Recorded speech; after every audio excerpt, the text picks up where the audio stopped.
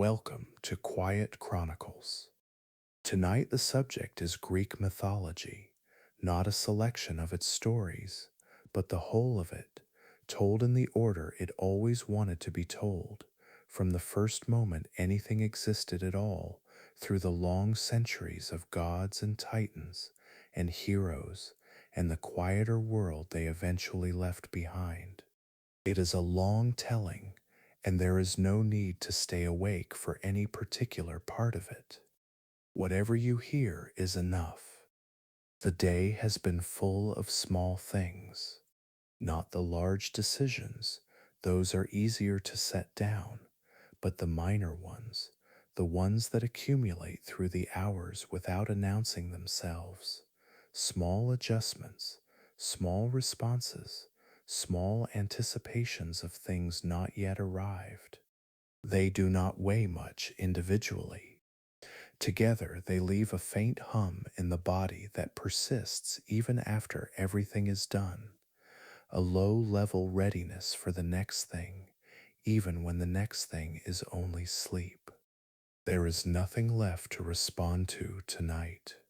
Whatever was unfinished when you lay down is as finished as it will be until morning, and morning is a long way off. The hum can settle now. It has nothing left to attend to. If you find that Quiet Chronicles helps you rest, a subscription keeps these episodes arriving each week, and a like helps others find their way here. Both are quiet gestures that take a moment and mean a good deal. The mythology begins before the world had any shape at all, before light, before the first gods had names, before anything had been made or broken or mourned. That is where this chronicle starts, at the very edge of the beginning, and there is nothing required of you to follow it there except to let the words come. Chapter 1. Before the First Light. Before there was anything, there was the condition that made anything possible. The Greeks called it chaos, and the word did not mean disorder, not in the way it has come to mean disorder now. It meant gap. It meant the open interval, the undifferentiated space before distinction had been made between one thing and another, before above could be separated from below, or light from dark, or the living from whatever preceded life. Chaos was not empty in the way a room is empty. It was prior to the category of emptiness. Nothing had yet been separated out of it, and so in a precise sense, nothing was absent from it either. The world had not failed to exist. It simply had not yet decided what existing would mean. From this condition, the first presences arrived. Gaia came first, the earth herself, broad and ancient in the same moment, already enormous before there was anything to measure enormity against. With her, or shortly after, came Tartarus, the deep below the deep, the abyss beneath the abyss, and Eros, not the small winged figure of later mythology, but the primordial force of attraction, the impulse toward union that would make every subsequent generation possible. Erebus followed, the darkness that filled the spaces under the earth, and Nyx, the night who would become one of the most quietly powerful presences in the entire tradition, feared even by Zeus in later centuries, her authority older than his and of a different order entirely. These were not gods in the sense the Olympians would eventually be gods. They had no myths of their own in the usual meaning of that word, no quarrels, no love affairs, no contests with rival divinities. They were closer to conditions than to characters. Gaia was the earth. She was not merely the goddess associated with it. Nyx was the night. Erebus was the darkness beneath the world. The distinction mattered to the Greeks in ways that later theology would blur, and it is worth holding on to. These earliest arrivals were the world's basic architecture, present before anyone had thought to build anything inside them. Nyx and Erebus together produced Aether and Hemera, brightness and day, and in this the mythology quietly worked out something the cosmologists would spend centuries trying to articulate. That time, in the form of alternating light and dark, was among the first consequences of existence. Before there could be a sequence of events, there had to be a sequence at all. Day and night provided it. The world now had a rhythm, and into that rhythm, everything else would eventually arrive. Gaia, without a partner, produced Uranos, the sky, who would become her consort and the first great tyrant of the divine order, and also Pontus, the sea. This act of self generation was not unusual at the beginning of things. The logic of the mythology required that at some point, generation simply began, uncaused, the way a river begins not at a source, but at the place where the water first decides to run together. Ouranos spread himself above Gaia and covered her entirely, and their union began the great work of population. The children they produced arrived in three groups, and each group had a different relationship to the world that was forming.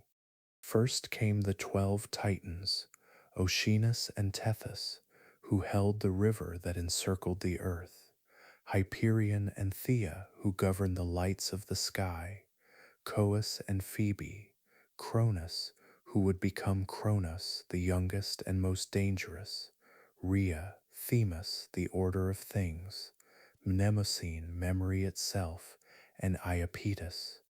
12 figures of enormous scope, each carrying in their name or domain some fundamental aspect of the world's functioning. After them came the Cyclopes, three of them named Brontes, Steropes, and Arges, which is to say thunder, lightning, and bright. They had a single eye each in the center of their foreheads, and their hands were the hands of the finest craftsmen in the cosmos. It was they who would eventually forge the weapons that decided the war for Olympus.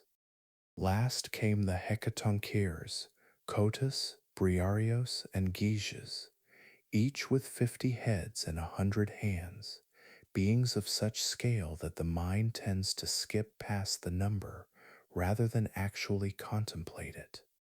100 hands on a single figure, each hand capable of holding a boulder. Ouranos looked at the Cyclopes and the Hecatoncheires and was afraid.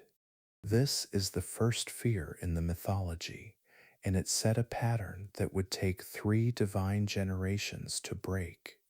He pushed them back, back into Gaia, into the earth itself, into Tartarus, the depth below everything, as fast as they were born, so that they could not accumulate into the threat he sensed in them. Hesiod describes the depth of Tartarus with a precision that suggests the Greeks thought carefully about what it meant to be imprisoned beyond all hope of return. A bronze anvil dropped from the surface of the earth would fall for 9 days before reaching the bottom.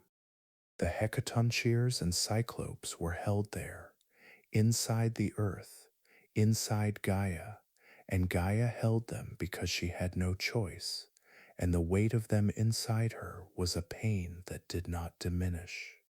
Her anger at this was the first anger in the world. It did not arrive loudly. The mythology does not describe Gaia raging or weeping. It describes her planning, which is something more patient and therefore more dangerous than either. She devised a scheme and the instrument required by the scheme, a sickle made of adamant, adamus, the indestructible, the word that would eventually narrow into our word diamond, gray and enormous and shaped for a single specific purpose. Then she went to her children, the Titans, still free above the earth, still visible in the world that was beginning to organize itself around their presences. And she told them what Ouranos had done to their siblings, and she asked which of them would act. The Titans looked at the sickle and at each other. Hesiod records that they were seized with fear, that great fear came over all of them, and none of them spoke. Oceanus, the eldest, said nothing. Hyperion said nothing. Coeus, Iapetus, Cronus the youngest, all of them understood what the sickle was for, and all of them understood what the consequences of using it might be. The silence stretched. Then Cronos reached out and took the sickle from his mother's hands and said in words that Hesiod gives us without embellishment, "I will do this thing, since I do not care for our father's name." He spoke with the calm of someone who has already decided and is only now announcing the decision. Gaia told him where and when to wait. Then she went back to bearing what she carried, and the plan was set in motion. There is something worth pausing on here, not for long, but briefly. The first great act of the mythology is political. A powerful figure imprisons those beneath him because he fears what they might become. Those he has wronged appeal to someone with both the grievance and the willingness to act, and the act, when it comes, is not spontaneous but planned, patient, executed at the chosen moment. The mythology begins not with chaos in the modern sense, but with something remarkably familiar, the logic of power and its eventual undoing. This shape will repeat. It will repeat with Cronos and his own children. The repetition is not an accident, it is the argument. What Cronos did with the sickle and what followed from it belongs to the next chapter of this chronicle. For now the world still held its breath in the hours before he acted. Ouranos descending toward Gaia in the dark as he always did, unaware that one of his own children waited with the instrument his wife had made, that the age of the primordials was ending, and that everything about to happen had already been decided by the patience of a figure who had been carrying it inside her since the world began. The Titans slept. The Cyclopes and the Hecatoncheires waited in their deep imprisonment, unaware that the terms of their captivity were about to change. Nyx crossed the sky as she always did, ether brightening behind her in the rhythm that had been established at the beginning of things. And Gaia waited as she had always waited, as the earth always waits, holding everything inside her, patient in a way that only something as old as ground can be patient, knowing that the next thing was already in motion and could not now be stopped. Chapter 2: The Harvest of Ouranos. Cronos waited in the place his mother had told him to wait, and when Ouranos came, descending toward Gaia in the dark as he had always descended, as though nothing in the arrangement of the world had changed, Cronos acted. What he did with the adamantine sickle belongs to the oldest layer of Greek myth, told by Hesiod without softening and without elaboration. He castrated his father and cast the severed flesh into the sea. Ouranos cried out and withdrew from Gaia, withdrawing from the world itself, receding upward into the sky where he would remain, present as weather, present as the vault above the earth, but no longer a force that moved and governed and imprisoned. The first dynasty of the divine order had ended in a single act, in the dark, with a sickle made of indestructible stone. From the blood that fell on the earth, things were born that had not existed before. The Erinyes came first, the Furies, three of them, ancient in the very moment of their creation, already older in their nature than the gods who would eventually fear them. They were the enforcers of certain specific violations, the killing of kin, the breaking of oaths, crimes against the natural order of obligation. Hesiod gives them no individual names in this passage. They arrived as a category rather than as individuals, which says something about what they were. They were not persons with histories. They were the moral consequence of what had just occurred, taking form. After them came the giants, enormous and warlike, and the Meliae, the ash tree nymphs, connected to the material of spears, which made them from their first moment creatures associated with human conflict. Then, drifting westward on the current of the sea, something else gathered. The severed flesh of Ouranos had fallen into the water, and around it white foam began to accumulate. Aphros in Greek, the word that names both the foam and the goddess who emerged from it. The foam thickened and moved, carried by the current toward Cyprus, and from it Aphrodite rose.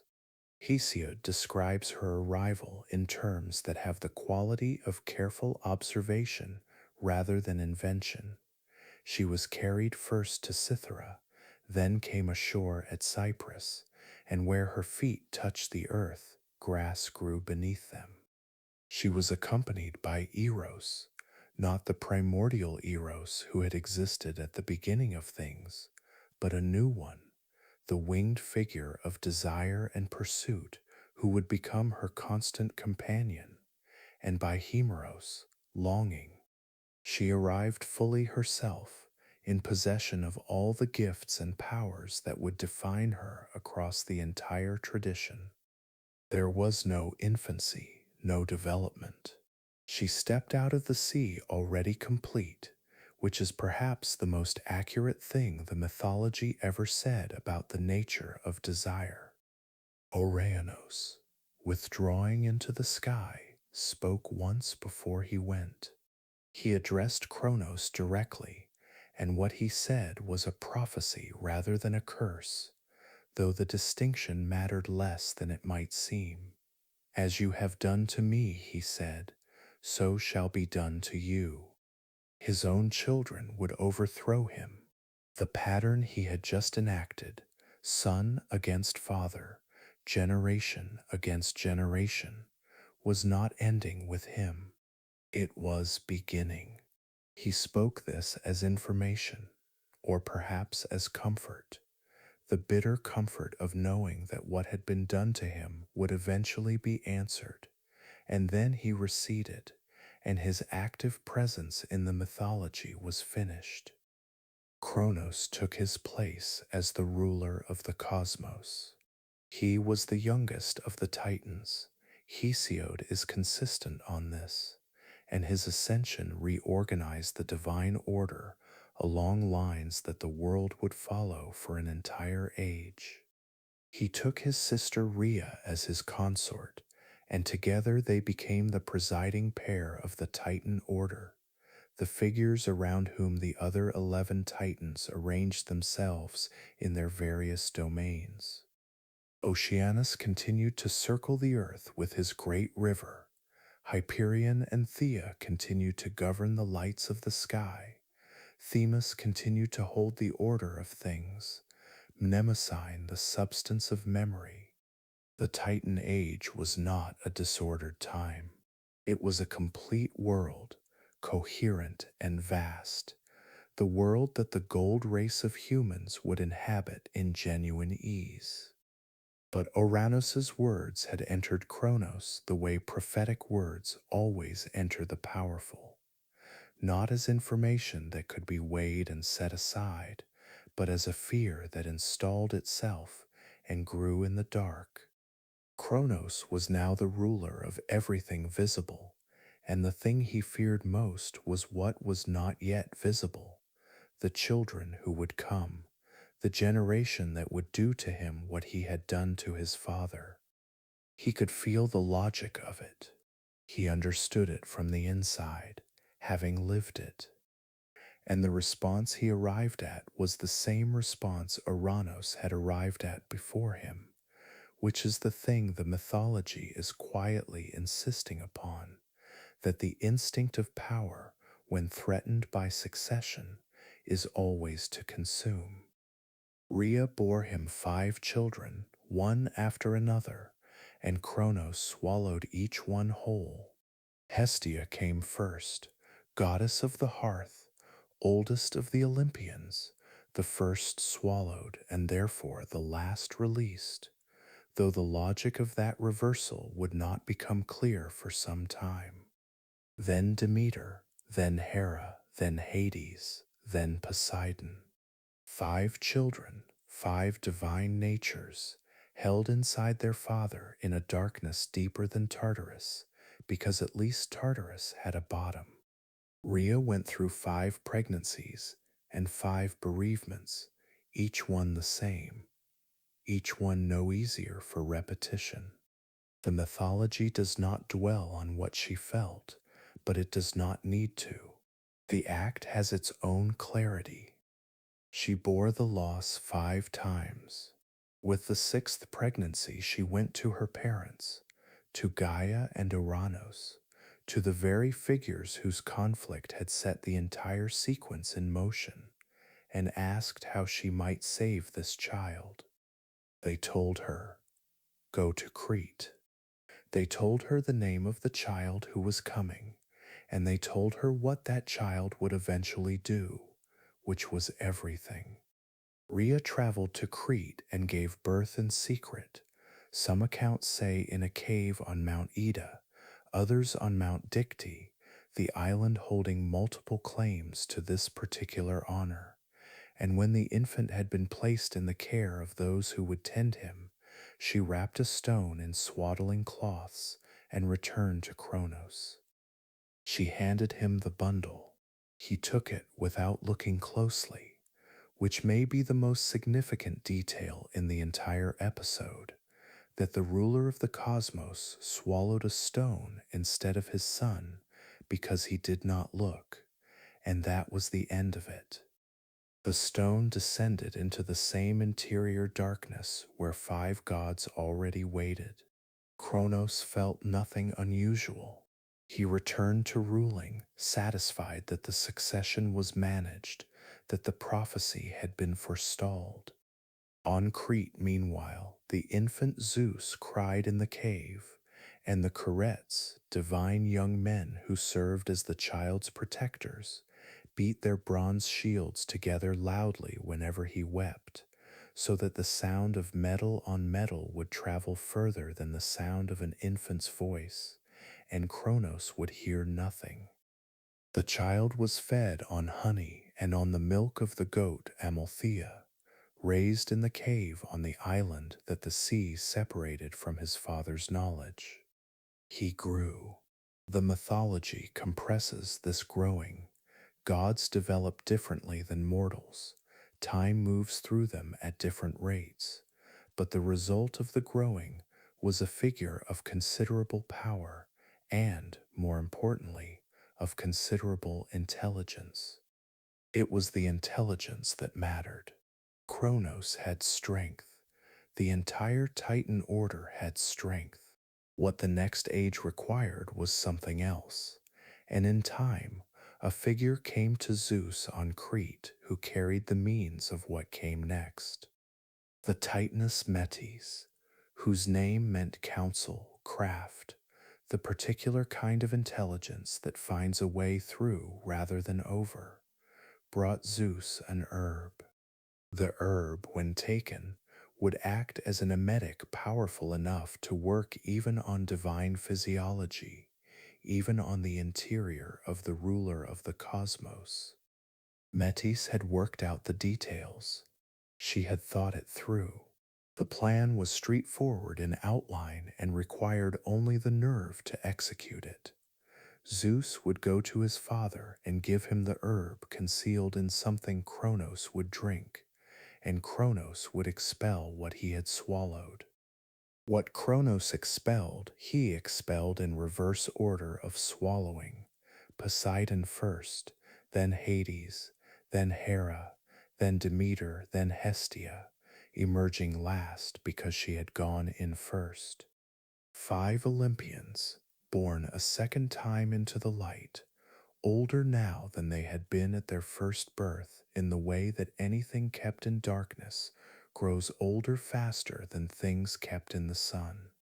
They emerged into a world that their youngest sibling had already been moving through for the length of his Cretan childhood, and the stone came out with them, the stone that had stood in for Zeus, that had sat in the stomach of a god for however long divine gestation lasted.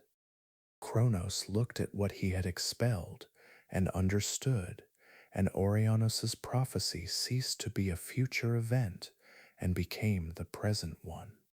The age of Cronos had not ended yet. That ending would require a war, 10 years of it, the full weight of 2 divine generations thrown against each other across the peaks of mountains. But the conditions for its ending were now in place. 5 Olympians stood in the world for the first time, blinking in light that was genuinely new to them. Zeus stood among them as the youngest and the one who had never been swallowed, the one who had grown up rather than been held still, and the difference that made would shape everything about the war that was coming. The Titans still held the world. Cronos still ruled, still enormous in his authority, still surrounded by 11 siblings of comparable power.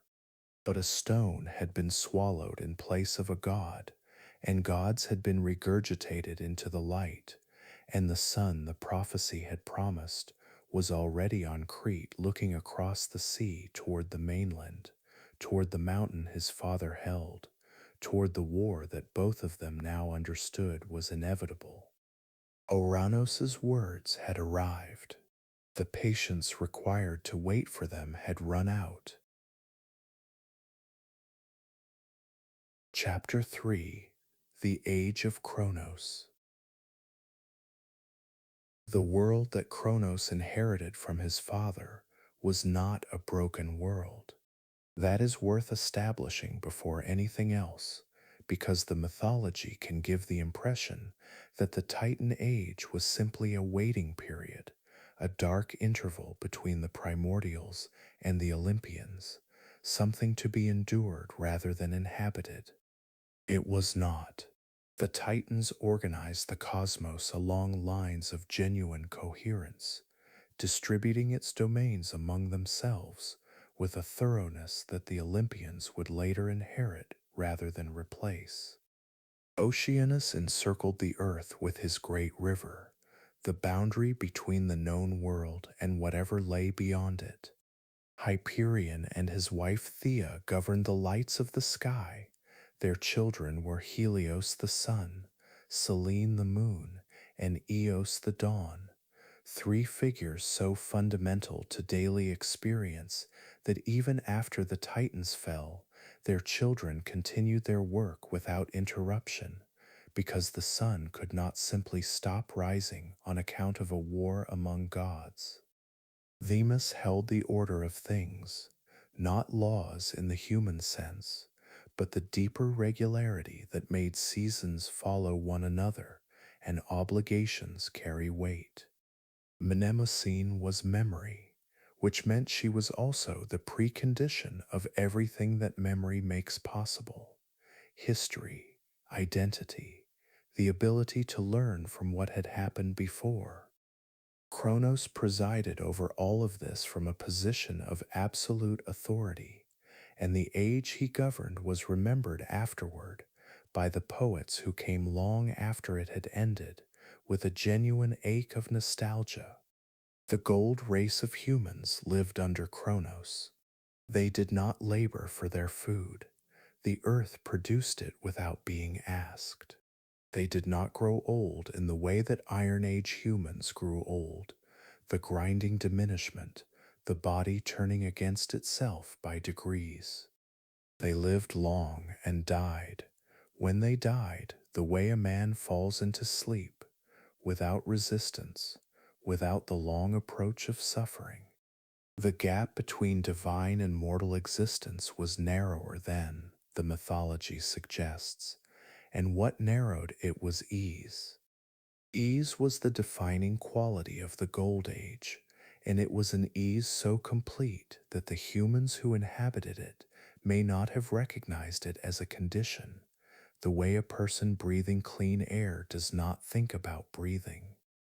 Into this world, Kronos brought his fear, and his fear sat at the center of the Titan age like a stone in still water, sending its effects outward in every direction.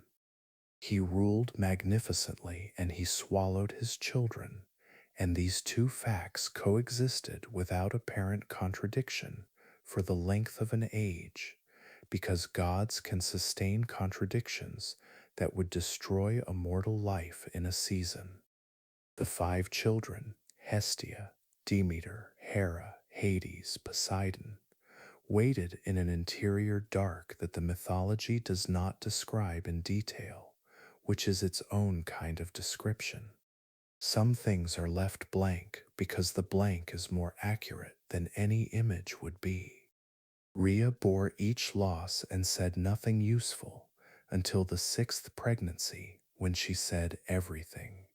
Her journey to Gaia and Uranus, to the very pair whose conflict had produced the Titan age, was an act of considerable courage, dressed as an act of desperation, and perhaps it was both simultaneously.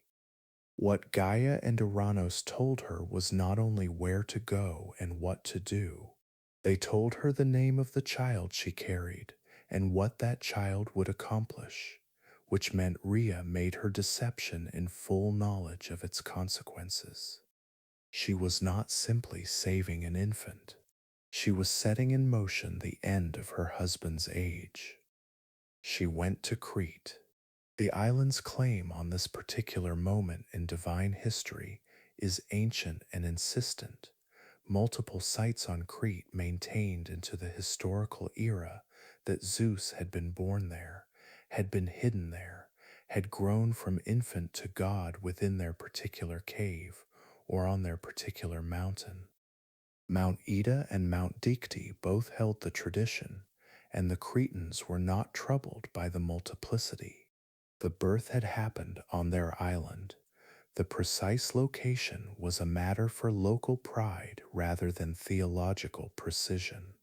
What mattered was the island itself, separated from the mainland by enough sea to muffle a child's crying, inhabited by the devotees who would protect the secret, old enough in its own religious traditions to keep what it was given. The curates were the protectors assigned to the infant. They were divine young men, their exact nature debated across ancient sources, some calling them daimons, some calling them Cretan youths of unusual gifts, and their method of protection was simple and loud. Whenever the infant Zeus cried, the Curetes beat their bronze shields together, the clash of metal carrying across the mountain air and drowning out whatever a listening father might have heard. It was not a subtle arrangement. It was the kind of solution that works precisely because it makes no attempt at elegance. Noise covering noise, the large sound swallowing the small one, the same logic Kronos had been applying for an age, now turned against him. The infant was fed on honey and on goat's milk. The nymph Amalthea tended him. She is sometimes described as the goat herself, sometimes as the nymph who kept the goat, the tradition holding both versions without discomfort, and the horn of Amalthea would eventually become the cornucopia, the horn of plenty, carrying forward into later mythology the memory of abundance at the beginning of Zeus's life. Small details persist in the tradition for reasons that are not always clear, and the horn that fed an infant god in a Cretan cave, becoming the symbol of inexhaustible nourishment, is the kind of persistence that suggests the connection felt true to the people who kept it. Zeus grew in the way gods grow, faster than mortals, and along different lines, the body and the mind developing simultaneously toward a completeness that mortal childhood only approaches. When he was ready, and the mythology does not specify how long this took, which is itself a kind of answer, the Titaness Metis came to him. Her name was the Greek word for cunning counsel, for the intelligence that finds its way through problems rather than over them. She was the daughter of Oceanus and Tethys, and she had thought carefully about what Kronos had inside him and what it would take to remove it. The herb she brought was an emetic, a substance that would cause even the iron stomach of a Titan king to expel its contents. The plan required Zeus to bring it to his father in something Kronos would willingly drink. Ancient sources vary on the exact vehicle. Some say wine, some say honeyed drink, but the herb was the essential element, and Metis had obtained it and prepared it, and Zeus carried it to Kronos. What the mythology does not record, and what is therefore left to the imagination of each telling, is the conversation that preceded the drinking. Zeus approached his father. Kronos took the cup. He drank. What followed happened in a specific order. Poseidon came out first, having gone in last. Then Hades. Then Hera. Then Demeter. Then Hestia, the eldest, who had been inside longest, who emerged into the light of the world for the second time, as though being born again into a childhood she had never had the first time. And with them came the stone, the wrapped stone that had stood in for Zeus in Kronos' stomach for however long divine time had stretched the interval. It landed on the earth at Delphi, or near it, and was kept there as a sacred object for centuries, a monument to a specific deception, to the gap between what a ruler thinks he has consumed and what he has actually swallowed. The Greeks of the historical era could point to it. It was there, they said, the stone that Kronos swallowed instead of Zeus. The 5 Olympians who emerged were not infants.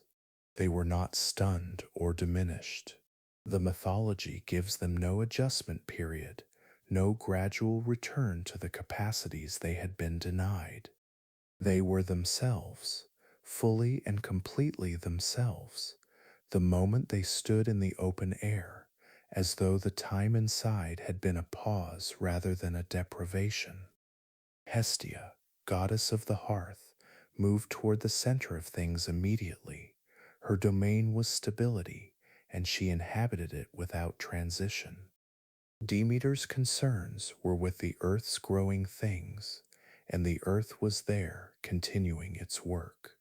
Hera had a quality of authority about her that was entirely her own, distinct from Zeus's authority, and which would remain distinct, a queen rather than a consort, though the mythology would spend considerable energy testing the boundaries of that distinction. Hades and Poseidon carried the particular quality of figures who had waited longer than they expected. There was something in both of them, the tradition suggests, of the patience of the confined. Hades would become the most impassive of the Olympians, the least given to the emotional weather that animated his siblings.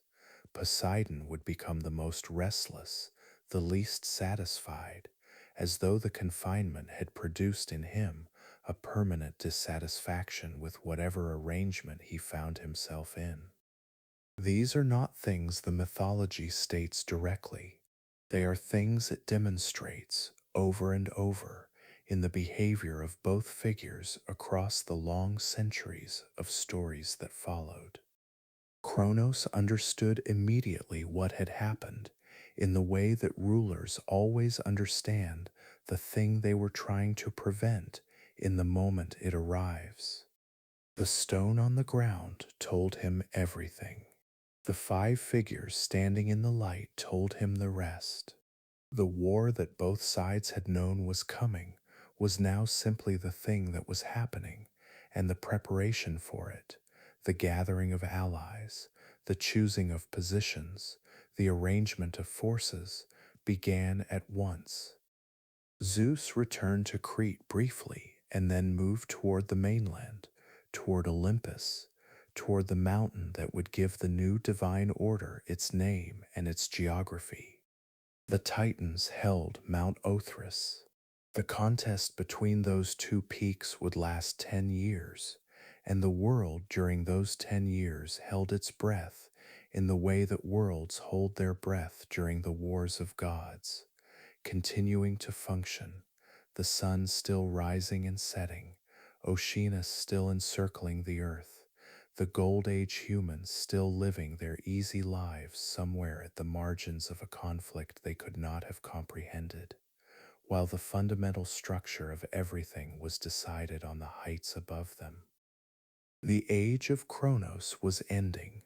It had been a complete world, coherent, ordered, genuinely abundant, and it was ending not because it had failed, but because the same logic that had built it was now dismantling it.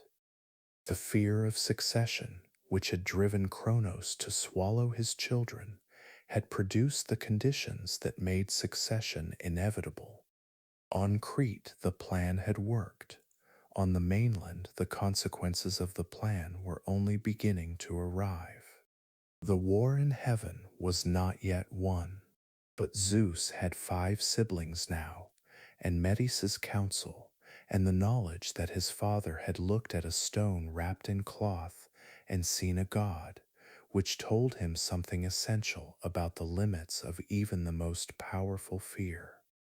Chapter 4: The Five Ages and the War in Heaven.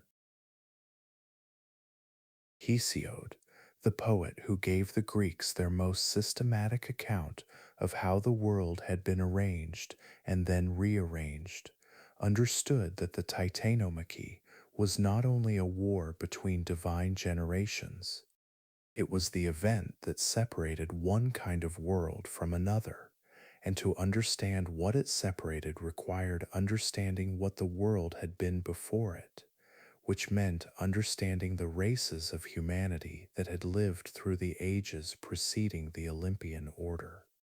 He described five of them, and the description was less a chronology than a theory, a meditation on what had been lost and how the losing had happened, told by a man who lived in the Iron Age and knew it, and did not find the knowledge comfortable. The gold race came first, living under Kronos in the time when the divine and mortal worlds were still close enough to share something of the same ease. They did not work the earth because the earth gave without being asked. They did not suffer disease. They aged without the visible deterioration that the Iron Age treated as inevitable, and when they died as a man dies when sleep finally takes him, without the long approach, without the body's argument against its own ending. They became, after death, benevolent spirits moving through the world, watching over the living, which was perhaps the mythology's way of saying that the Gold Age did not entirely end, that something of its quality persisted in the unseen world even after the visible one had moved on. The silver race followed, and already the distance from divine ease had opened. Their childhoods lasted 100 years, long, strange, unproductive childhoods, and their adult lives were brief and given over to violence and impiety, a failure to honor the gods properly, which in the Greek moral imagination was less a religious failing than a failure of proportion, a refusal to understand one's place in the order of things. Zeus destroyed them and buried them, and they too became spirits, though lesser ones than the gold race before them. Then bronze, a race that Hesiod describes as sprung from ash trees, which connected them from their origin to the material of weapons, to the spears the Miliae carried in their name. The bronze race made war its entire purpose and its entire occupation. They ate no grain. They wore bronze armor, lived in bronze houses, worked with bronze tools, and descended into Hades unnamed, which was the Greek way of saying they accomplished nothing worth remembering and left no one behind who wished to remember them. After bronze came the heroic race, the demigods, the children of divine and mortal unions, the figures who would fight at Thebes and Troy and sail to Colchis and descend into the underworld, a race that interrupted the decline briefly, that produced names the tradition would carry forward for as long as the tradition lasted. And after them, Hesiod's own age, iron, labor, grief, the grinding of days, children born already old in their obligations, justice receding, the faces of the gods turning away. The 5 ages were not a strict sequence in the sense that one needed to end completely before the next could begin. They were an explanation of accumulation, of how the world had arrived at its present condition through a series of steps, each of which made a certain internal sense, and each of which moved the needle in the same direction. This is what the mythology was doing with Hesiod's framework, not describing history as the Greeks experienced history, with its recoveries and reversals and unexpected improvements, but describing something more like an argument about why the present is the way it is. The world is hard because it was once easy and the ease was not held. The answer to why it was not held was being fought out on 2 mountains while the ages of men unfolded below. The Titanomachy lasted 10 years. Hesiod gives this figure plainly, without qualification, and 10 years had a specific resonance in the Greek imagination. It was also the length of the Trojan War, the length of Odysseus's wandering, the unit of time that marked the difference between an ordinary conflict and one that had taken on the quality of an age.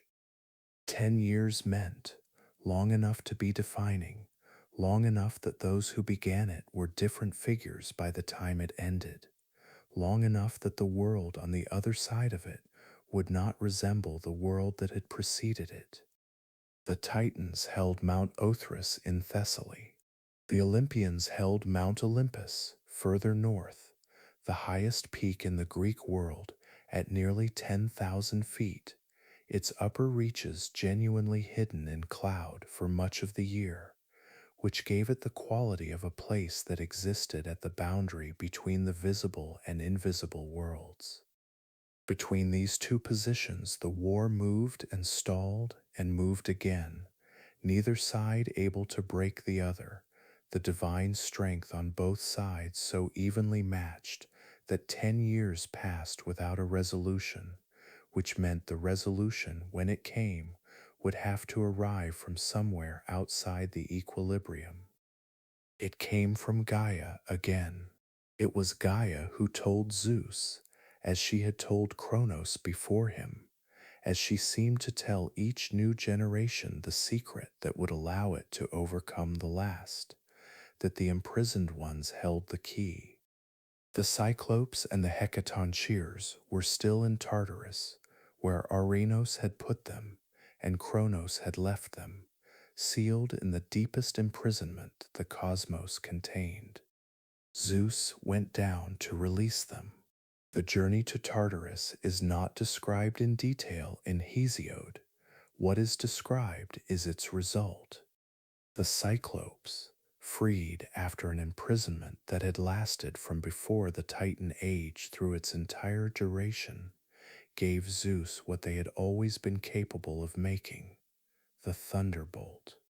Their names, Brontes, Steropes, Arges, Thunder, Lightning, Bright, were the names of their craft, and their craft was now fully realized in the weapon they placed in his hands. They gave Poseidon the trident, the three-pronged implement that would govern the sea and shake the earth. They gave Hades the helm of invisibility, the kini, the dogskin cap, the thing that made its wearer absent from the visible world entirely. Three weapons given in gratitude, each precisely suited to the nature of the god who received it. The hecatoncheires were another matter entirely.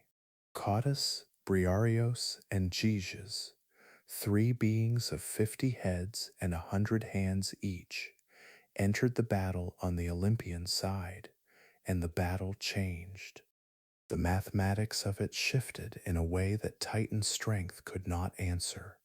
Each hecatoncheir could hurl 100 boulders simultaneously. Three of them together could fill the sky with 300 projectiles at once, and they did. The noise of it, the sound of 300 boulders moving through the air toward the Titan position on Mount Othrys, was described by Hesiod as shaking the earth and the sea and the sky simultaneously, as producing a sound that reached even Tartarus in its depths, as being a noise of such magnitude that the distinction between the elements briefly collapsed, earth and water and air all vibrating at the same frequency. The Titans had not faced anything like it. They had faced Zeus's thunderbolt, which was devastating in its own right, and Poseidon's trident, and the coordinated force of 6 Olympians. None of that had broken them. The hecatoncheires broke them. The Titan line gave way on Othrys and did not recover. The Olympians pressed the advantage with everything they had. The thunderbolt, the trident, the boulders, the force of 6 divine natures fully committed, and the Titans, for the first time in 10 years, had no answer. They fell back, they scattered, and Zeus drove them down into Tartarus, the same Tartarus that had held the Cyclopes and the hecatoncheires for the entirety of the Titan age, the same bronze floor and iron gates that made it the most secure imprisonment the cosmos contained. The hecatoncheires became the wardens of the Titans there, which had a kind of structural elegance the mythology did not comment on. The figures Ouranos had first imprisoned to protect his power, and Kronos had left imprisoned when he could have freed them, were now the jailers of those who had kept them confined. Atlas received a different sentence, and it is worth being precise about what the sentence was, because the tradition has not always been. Atlas was not condemned to hold the earth on his shoulders. He was condemned to hold the sky, Ouranos, the sky itself, the vault above the world, on his shoulders at the western edge of the earth, where the sky came closest to the ground. The confusion between earth and sky is ancient and widespread, but the original sentence was the sky, and the distinction matters because it was a punishment precisely calibrated to the crime. Atlas had been the Titan's greatest warrior, the one who had fought most powerfully to maintain the old celestial order, and his punishment was to hold that order up forever with his own body, to become the permanent support for the thing he had fought to preserve. There was a logic to it that Zeus did not always bother with, which may be why the mythology remembered it. The war was over. The cosmos had a new governing order, and the 10-year conflict that had determined it was finished. And the question that now faced the victors was the same question that always faces victors: what to do with everything they had won. The domains needed to be divided. The Olympian family needed to be established in its full form. The world needed to understand what the new arrangement meant for every creature within it. Zeus had the thunderbolt and the authority it represented. He had 4 brothers and sisters, and more siblings arriving through unions not yet made. He had Gaia's counsel and the memory of Metis's intelligence. He also had Uranus's prophecy working in the back of his mind, the same prophecy Kronos had carried, the warning that passed from one ruler to the next like a debt that could not be paid off, only deferred.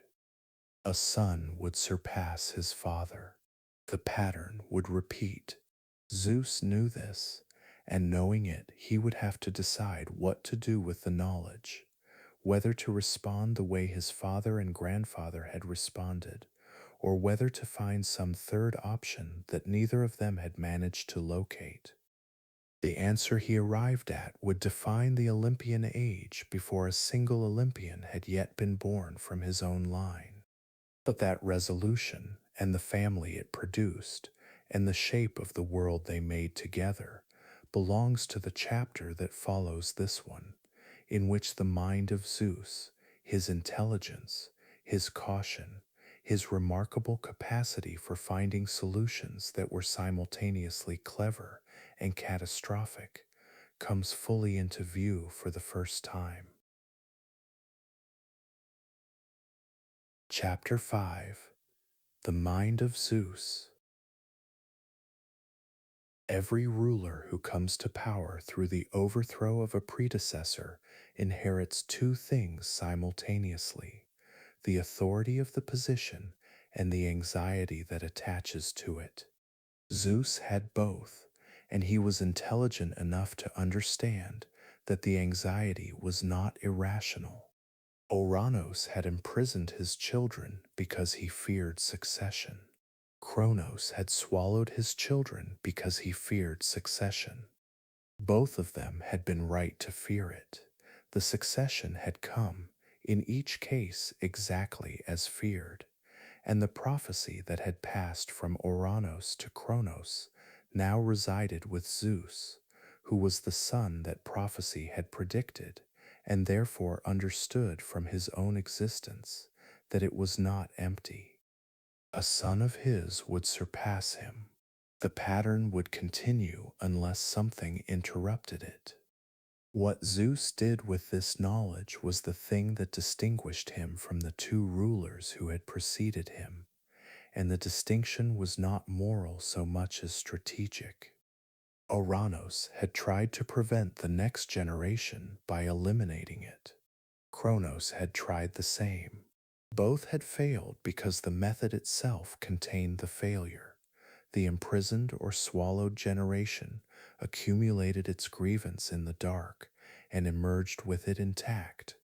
Zeus looked at this pattern and found a different solution. Rather than prevent the next generation from arriving, he would take its most dangerous potential inside himself, not as a prisoner, not as a swallowed child, but as counsel, as the permanent internalized voice of the intelligence that might otherwise work against him. Metis was the figure the prophecy centered on. She was the tightness of cunning wisdom, daughter of Oceanus and Tethys, and she had been Zeus's first consort, the one who had brought him the emetic herb on Crete, whose intelligence had made the overthrow of Kronos possible in the practical sense. She was also pregnant with his child, and the prophecy attached to that child was specific. The daughter she carried would equal her father in wisdom and power, and the son after that would surpass him. Zeus swallowed Metis whole, deliberately, with complete awareness of what he was doing and why. He took her inside himself, not as Kronos had taken his children, in fear as suppression, but as an incorporation, a permanent acquisition of the very faculty she represented. From that point forward, when Zeus made decisions, Metis was inside those decisions. Her counsel was not external advice he could choose to ignore. It had become part of his thinking. Metis was already pregnant when Zeus swallowed her, and inside him she continued to term. She fashioned, in that interior darkness, a robe and a suit of armor for the child she was carrying, the hammering of the armor giving Zeus headaches of increasing severity, which the mythology describes with a specificity that suggests the story was told often enough to acquire precise details in the telling. The headaches built over time until they became unbearable, until Zeus could not govern or think or hold the thunderbolt without the pain overwhelming everything else. Hephaestus came. Some accounts give this role to Prometheus, but Hephaestus is the more consistent tradition, with an axe, and he split the skull of Zeus open along the crown. From the opening came Athena. She arrived fully formed, in full armor, the aegis across her chest and the war cry already in her throat, a cry, Hesiod says, that shook Olympus and made the earth and sea cry out in answer, that stopped the sun in the sky briefly, though this last detail belongs to the Homeric hymn rather than Hesiod, and may be a later elaboration on a story that needed no elaborating. She landed on her feet, armed and present and entirely herself, having skipped the entire process of infancy and childhood and development through which every other divine figure had arrived at their completed nature. The goddess of wisdom and warcraft came into the world, already knowing everything she would ever know. There was something self-referential about this that the Greeks seemed to appreciate. The goddess of intelligence was born from an act of intelligence, inside the god of intelligence, by the goddess of intelligence, and arrived already in possession of all three. Zeus recovered from the birth immediately, in the way gods recover from things that would end a mortal, completely and without visible trace. The family that gathered around him in the aftermath of the Titanomachy was already considerable. His sister Hera became his primary consort and queen, the marriage a pairing of the two most authoritative figures in the new divine order, and not an entirely easy one. Hera brought to the marriage a quality that was entirely her own, a sense of sovereign dignity that was not derived from Zeus and did not depend on his approval, which made her simultaneously his most important partner and his most reliable antagonist. Their children together were Hephaestus, the divine craftsman, god of the forge, whose relationship with his mother was complicated by accounts that differed on whether Zeus or Hera alone had produced him, and by his lameness, which some sources attributed to Zeus throwing him from Olympus in a marital dispute, and others to Hera casting him out at birth in disappointment at his appearance, and Ares, the god of war in its rawest form, the war of blood and fury as distinct from Athena's war of strategy and discipline. Beyond Hera, Zeus's unions extended across the divine and semi-divine world with a proliferation that the mythology tracked carefully because the children mattered. Leto was a Titaness, quiet and gentle in the tradition's characterization, who became pregnant with twins by Zeus and found herself unable to give birth anywhere on earth because Hera's anger had forbidden every land to receive her. She wandered until she reached Delos, a floating island unanchored to the sea floor, technically not Earth in the sense Hera's prohibition covered, and Delos received her, and the island was anchored in place from that moment forward by the weight of what was borne on it. Apollo came first, and then Artemis, and the twins carried between them the domains of light and the hunt, of music and the moon, of prophecy and the sudden death that arrows brought. Apollo would become, in time, the god most associated with the Olympian order at its most articulate, with reason, with art, with the knowledge of what was fated, and his birth on a floating island, under the cloud of his mother's persecution, gave him from the beginning a quality of hard-won arrival that some of the other Olympians lacked. Hermes was born in a cave on Mount Cyllene in Arcadia. His mother, the nymph Maia, eldest of the Pleiades, who had conducted her relationship with Zeus with sufficient discretion that Hera's attention had not been drawn to it. The infant Hermes demonstrated within hours of his birth the qualities that would define him for the rest of the tradition. He climbed out of his cradle, walked to Thessaly, stole 50 cattle from Apollo's herd, drove them backwards so their hoofprints pointed the wrong direction, sacrificed 2 of them, invented the lyre from a tortoise shell in the cave on the way back, and was in his cradle feigning innocence when Apollo arrived, furious, to confront whoever had taken his animals. The story is told in the Homeric hymn to Hermes, with a humor that is rare in divine mythology, the infant negotiating with the sun god, trading the lyre for forgiveness, establishing by the end of the afternoon the roles that both of them would carry forever. Hermes became the messenger, the guide of souls, the god of travelers and thieves and clever transactions, the figure who moved between all worlds because he had established from his first hours that no boundary was genuinely closed to him. Dionysus arrived by the most complicated route of all the Olympians. His mother was Semele, a princess of Thebes, mortal daughter of Cadmus, who was carrying Zeus's child when Hera came to her in disguise and planted a fatal suggestion. If Zeus truly loved her as he claimed, let him come to her as he came to Hera, in his full divine nature, without the mortal disguise he wore in her presence. Semele, persuaded, asked this of Zeus, who had sworn by the Styx, the oath no god could break, to grant her whatever she requested.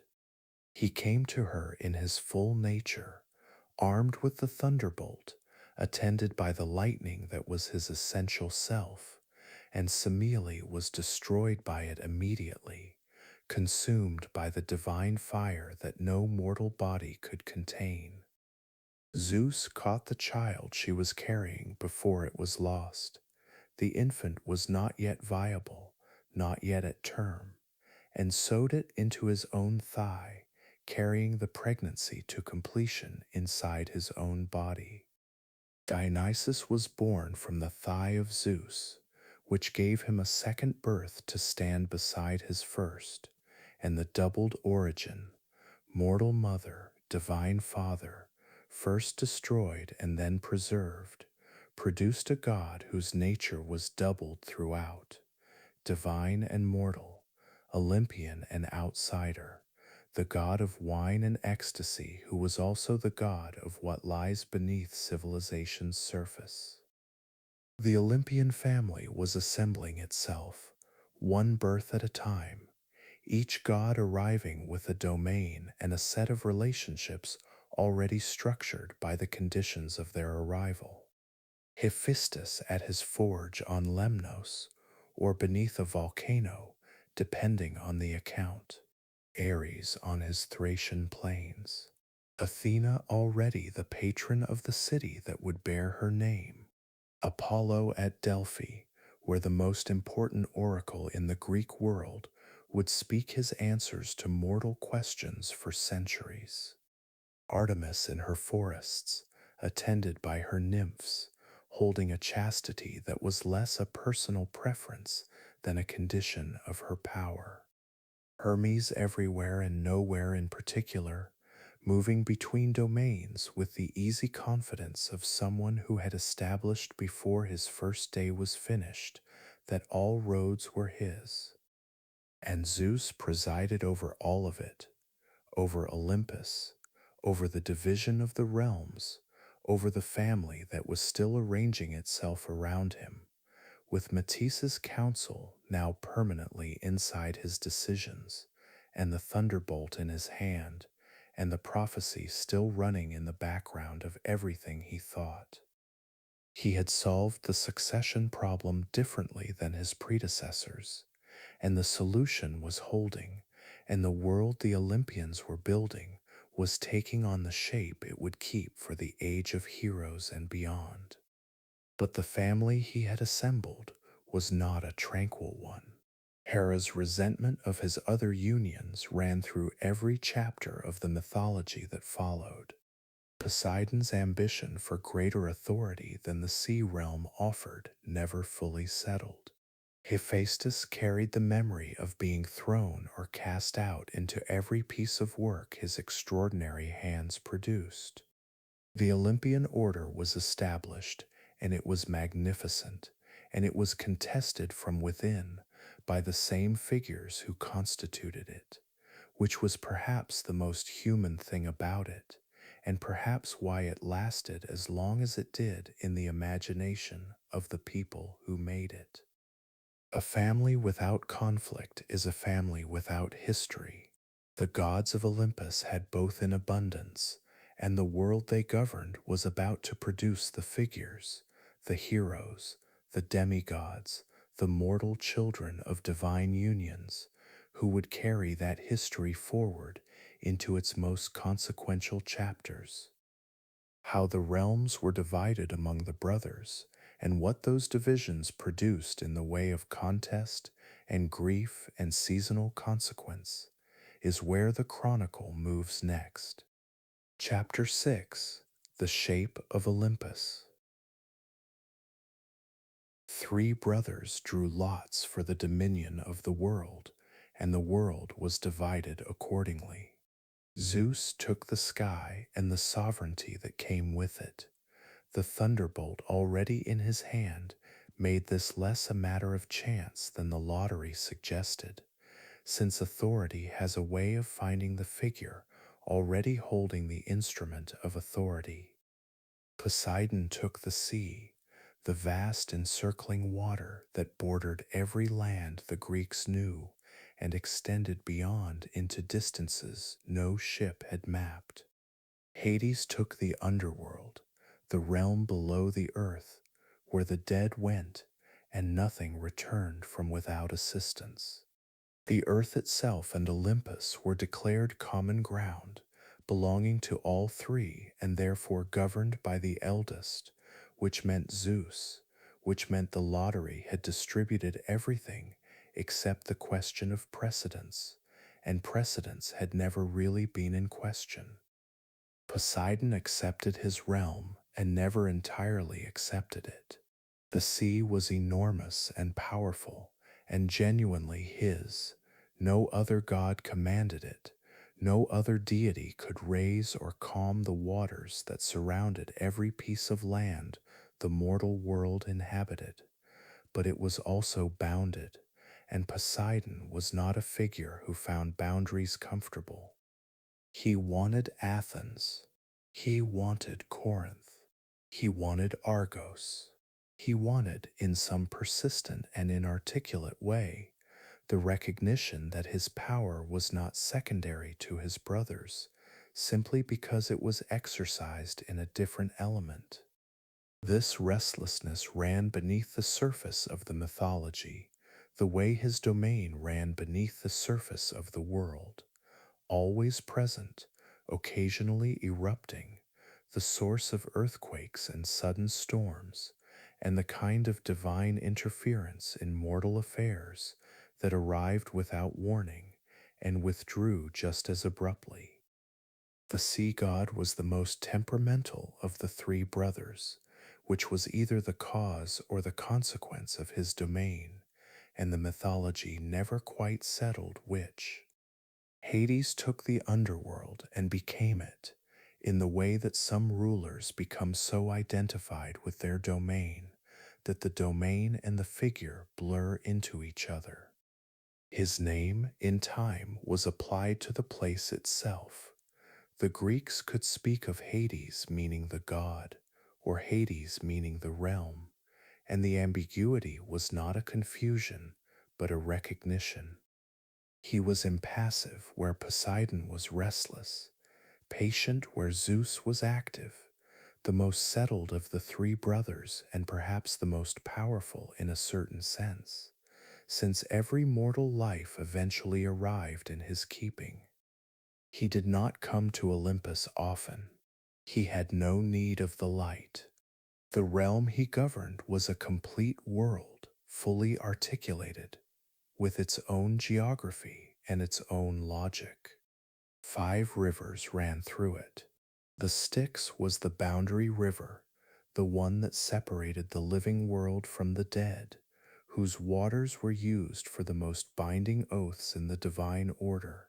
A god who swore by the Styx and broke the oath suffered consequences that even Zeus could not easily impose from above.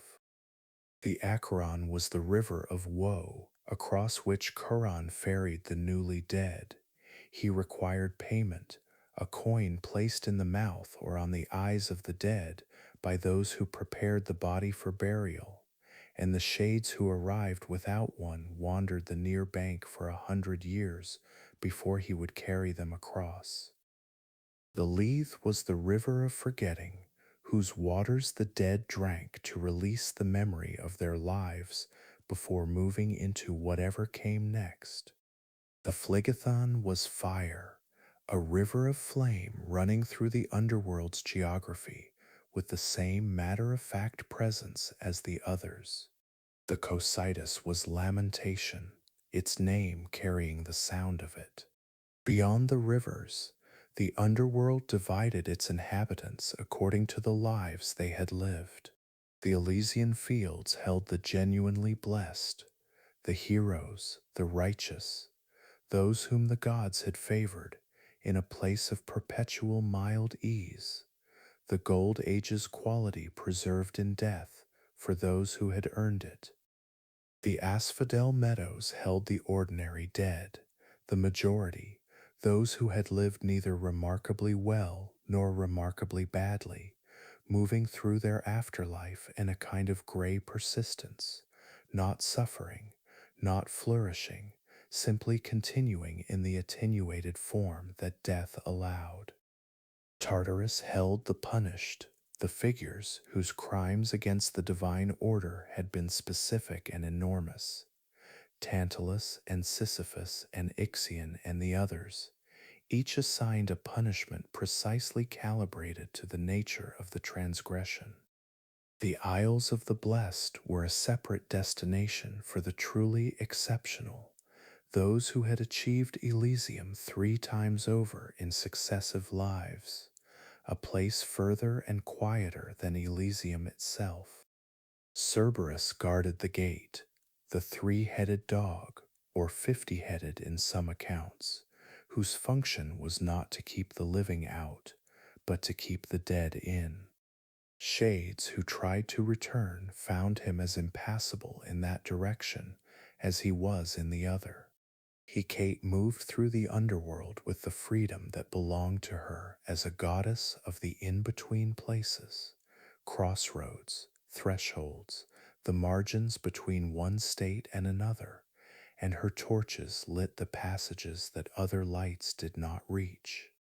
The contest for Athens was among the earliest disputes of the established Olympian order, and it was settled in a way that demonstrated something essential about how the new divine hierarchy operated, not by force, but by judgment, with the Olympians themselves as the jury.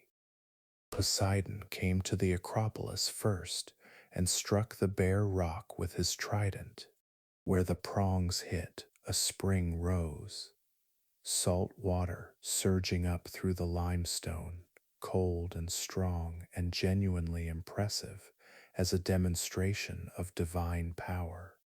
Salt water was not, however, useful. It could not be drunk, could not irrigate, could not sustain the city that was growing on the rock below. Athena came next and pressed her hand, or her spear, against the same rock and produced an olive tree.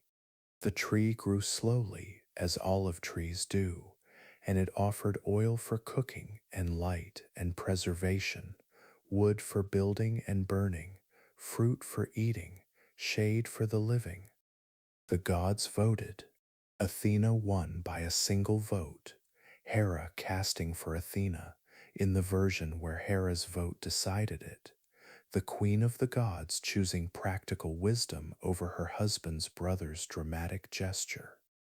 Poseidon flooded the plain of Attica in his fury and withdrew, and Athens bore his resentment for generations in the form of the droughts and storms that attended his displeasure. Demeter's grief reorganized the seasons. This is the most consequential domestic event in the Olympian mythology, the one whose effects were not limited to the divine order, but extended downward into every living thing on earth, which meant it touched every mortal life in a way that the wars of gods and the loves of gods and the political arrangements of gods did not. Persephone was gathering flowers in a meadow. Hesiod names the narcissus specifically, the flower that Gaia had caused to grow there at Hades's request as a lure, when the earth opened and Hades came up in his chariot and took her. The abduction was swift. The meadow was empty. Demeter heard her daughter's cry and did not know where it had come from, and began to search. She searched for 9 days without stopping, carrying torches, moving across the earth without eating or drinking or bathing, asking everyone she encountered whether they had seen the girl. On the 10th day, Hecate came to her, having heard the cry but not seen the abductor, and together they went to Helios, the sun, who sees everything that occurs in the light of day. Helios told her, Hades has taken her, with Zeus's knowledge and consent. The last 3 words of that sentence were the ones that changed Demeter's grief into something harder and colder. Zeus had known. Zeus had consented. She withdrew from Olympus and from her function. She wandered the earth in the form of an old woman, and where she walked the grain did not grow, the trees did not fruit, the earth returned nothing to those who planted in it. The world began to die. Zeus sent messenger after messenger to Demeter, and she refused them all. He sent Iris the rainbow, and Demeter would not move. He sent each of the Olympians in turn, bearing gifts and arguments, and none of them could shift her.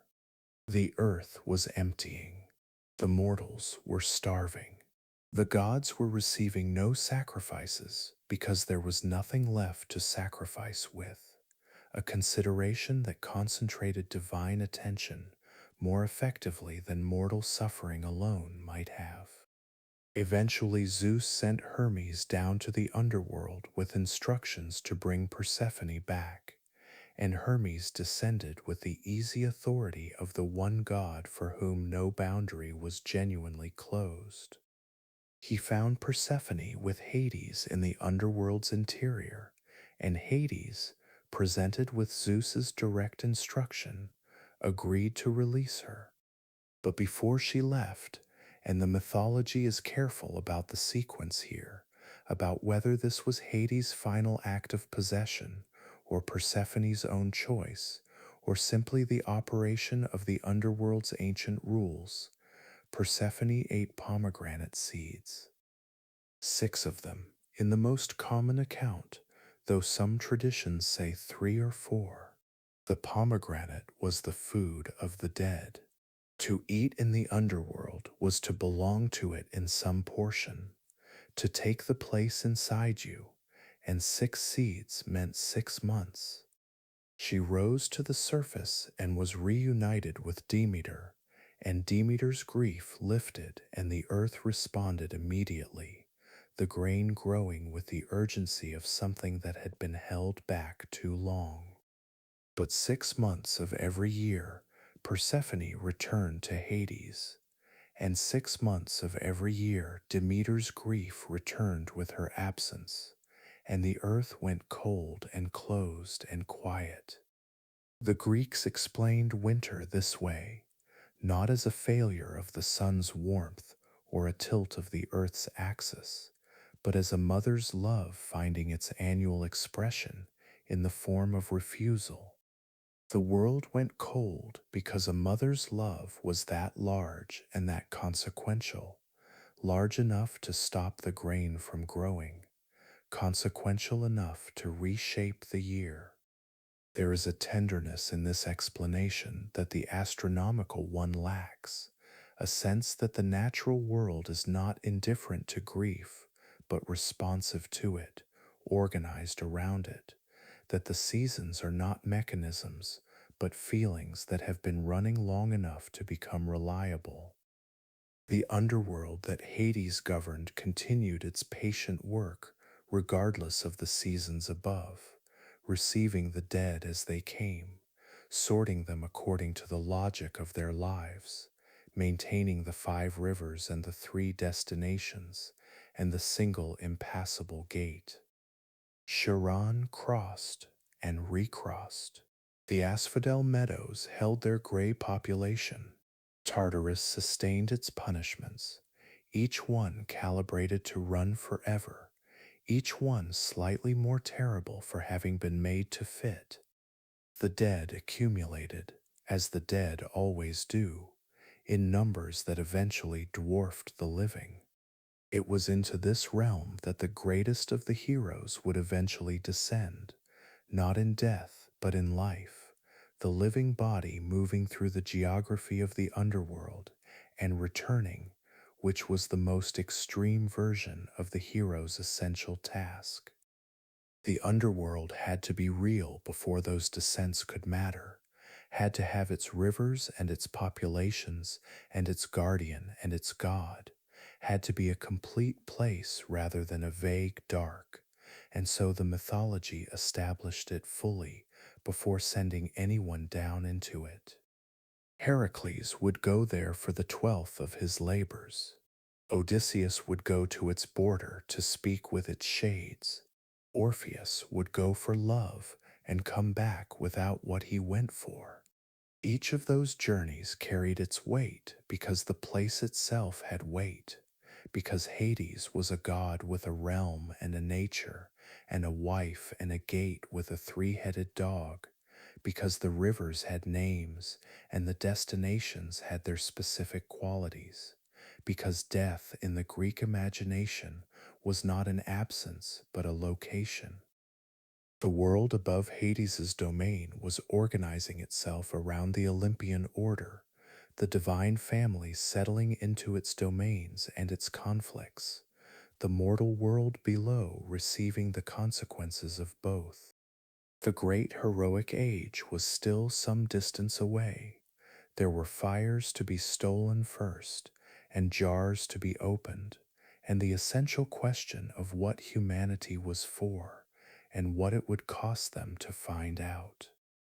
That question belonged to a Titan who had never stopped thinking about it, who was already making his way toward Olympus with a hollow fennel stalk and a plan that would change everything the mortal world would ever experience from that point forward.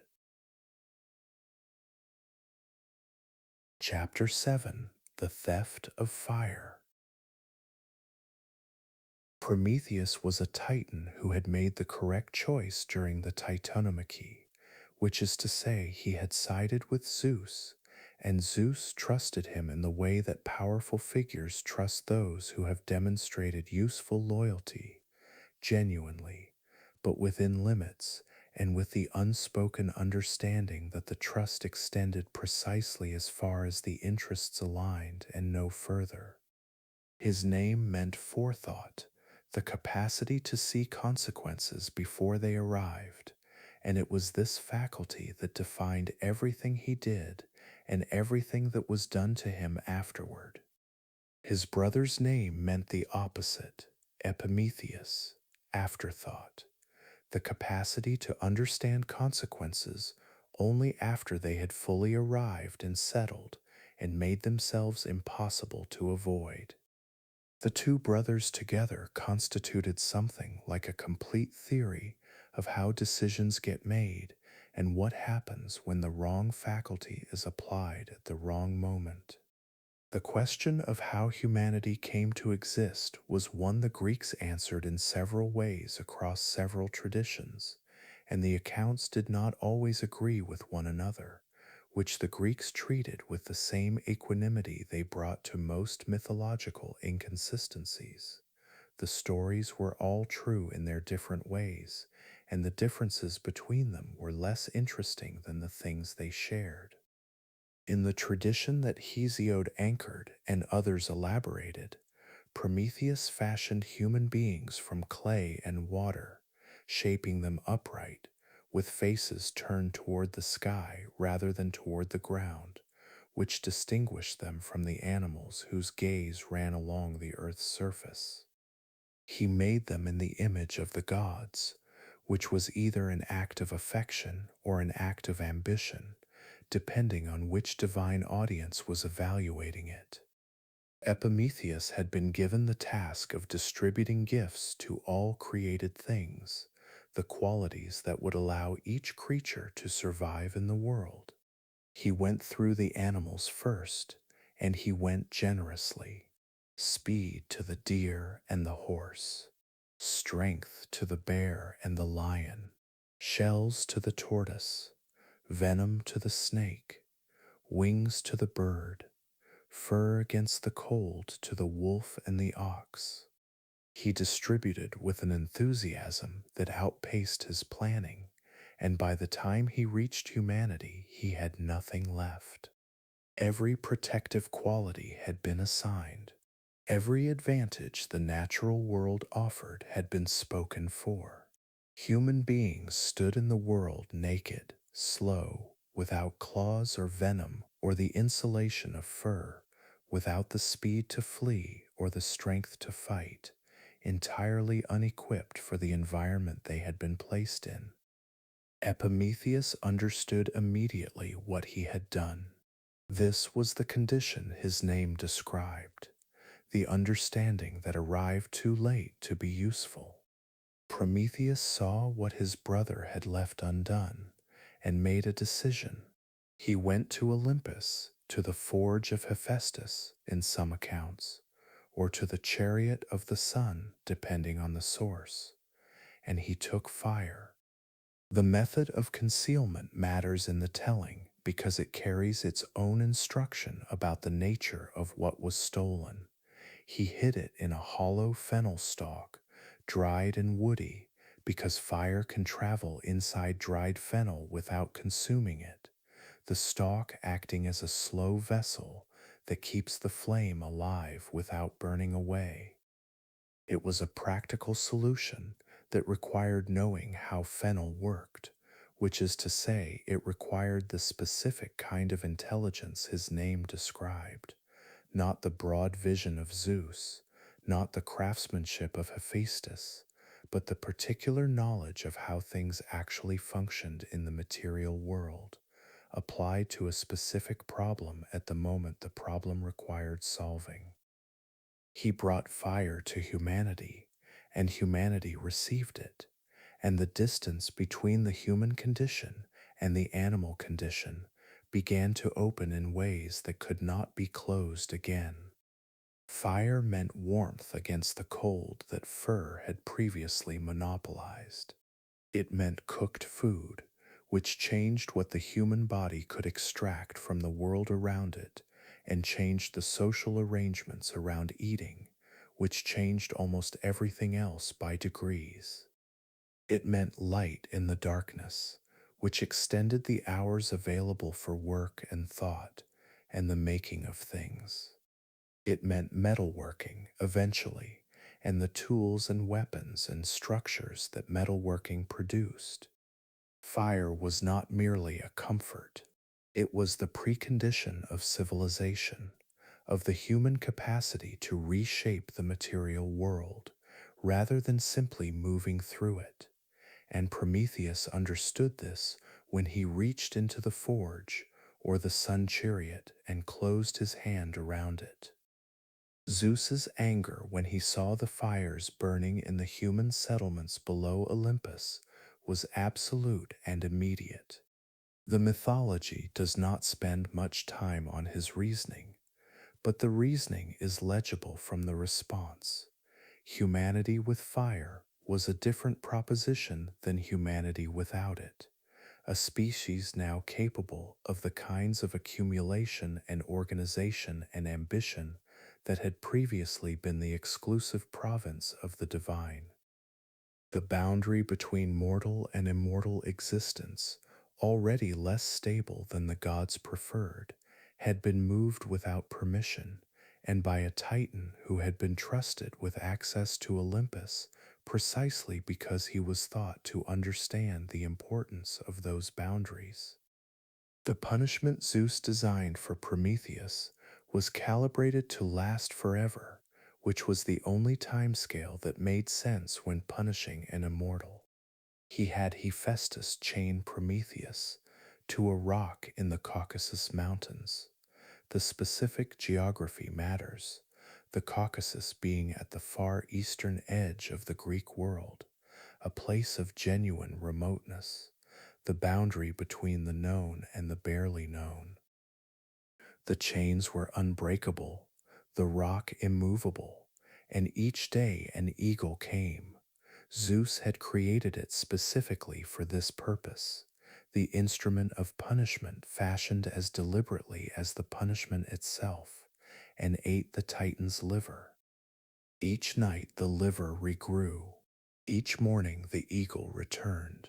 The punishment was not merely painful, it was designed to eliminate the possibility of end, to make the horizon of suffering recede at exactly the rate it was approached, so that the only thing Prometheus could be certain of was that tomorrow would be the same as today and yesterday, stretching forward without limit into the kind of future that only an immortal could be made to contemplate.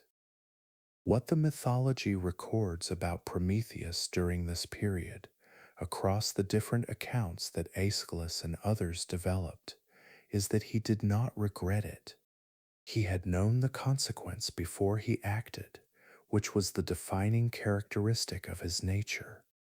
Forethought meant he had seen this rock and this eagle before he reached into the fire, and he had made the calculation that humanity with fire was worth the Caucasus, that the thing he was purchasing with his liver was worth the price.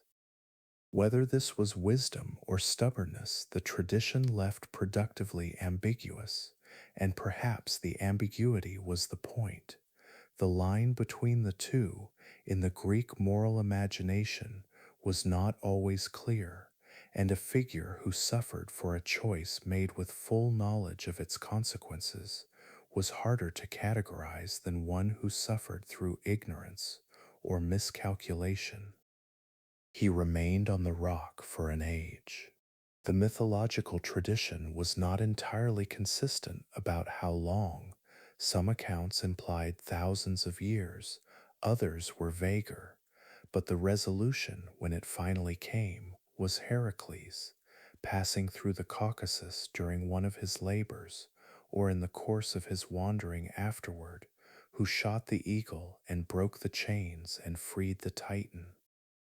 Zeus permitted this by some accounts because Heracles was his son and he could deny him little, by others because Prometheus possessed a piece of knowledge Zeus needed, the specific details of the prophecy about Thetis and the son who would surpass his father, and a bargain could be struck. The eagle died, the chains came off, and Prometheus descended from the rock carrying the memory of what had been done to him and the knowledge that he had not regretted it. Zeus's other punishment for the theft of fire was Pandora, and she was aimed not at Prometheus, but at his brother. Hephaestus fashioned her from clay and water, as Prometheus had fashioned humanity, which made her humanity's counterpart and complement, the first woman, made by divine craft, given divine gifts at her making. Aphrodite gave her beauty. Athena gave her skill in craft and weaving. Hermes gave her the capacity for speech, and alongside it, Zeus's specific instruction, the capacity for guile, for the persuasive word that did not necessarily carry the truth behind it.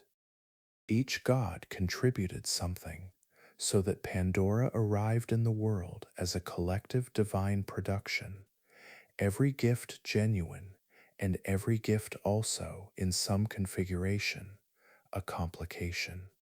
She was sent to Epimetheus with a great jar, a pithos, which was a large ceramic storage vessel of the kind used to hold grain or oil or wine, a domestic object, familiar, ordinary in appearance.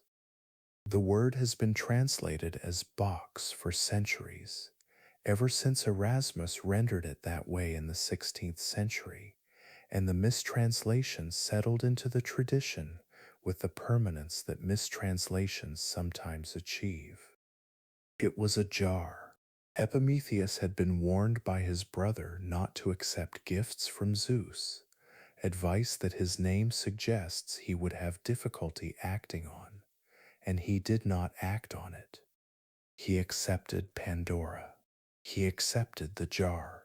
When Pandora opened it, and why she opened it, whether from curiosity or intention, or the specific variety of curiosity that operates as intention without admitting it, the mythology does not fully resolve. Everything the jar contained escaped into the world. The tradition varies on the precise inventory, but the broad agreement is illness, labor, grief, madness, vice, the full range of difficulties that the mortal condition carried, and that the Gold Age humans had somehow been spared. They rose out of the jar like a cloud and dispersed immediately, and the dispersal was total and irreversible. There was no gathering them back. The world that existed after Pandora opened the jar was fundamentally different from the world that existed before she opened it. Not because the qualities themselves were new. Suffering had been present in the world in various forms since the age of Kronos, but because they were now general, distributed, available to every mortal life rather than concentrated in particular catastrophes. What remained in the jar beneath the lid that Pandora pressed back down was hope.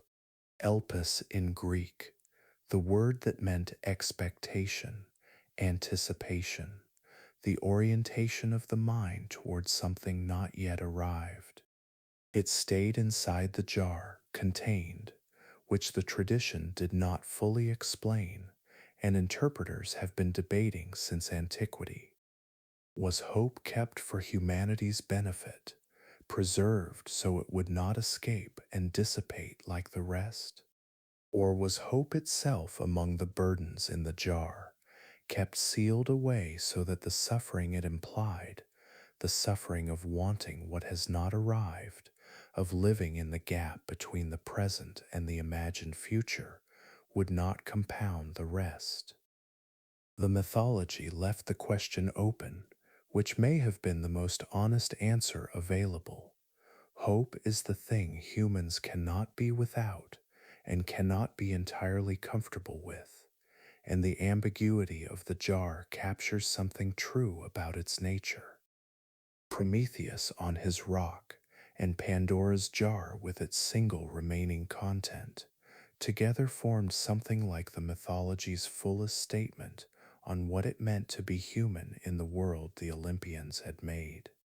Fire and hope, the capacity to reshape material reality, and the orientation toward a future not yet real, were the two things that distinguished human existence from animal existence, both of them gifts that arrived through transgression or misfortune, both of them carrying their own specific costs.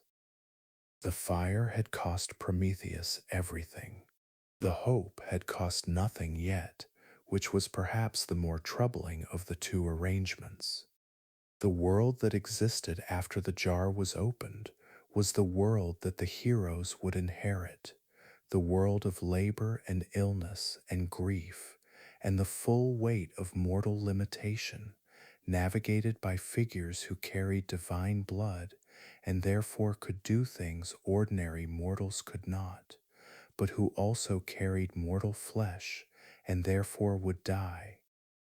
That combination of divine capacity and mortal vulnerability was the definition of the heroic, and the heroic age that now approached was the mythology's attempt to show what such figures looked like when the world asked of them what the world will always eventually ask. The first of them was already on his way, born to a king's daughter in a bronze chamber, fathered by the rain. Chapter 8: The First Heroes.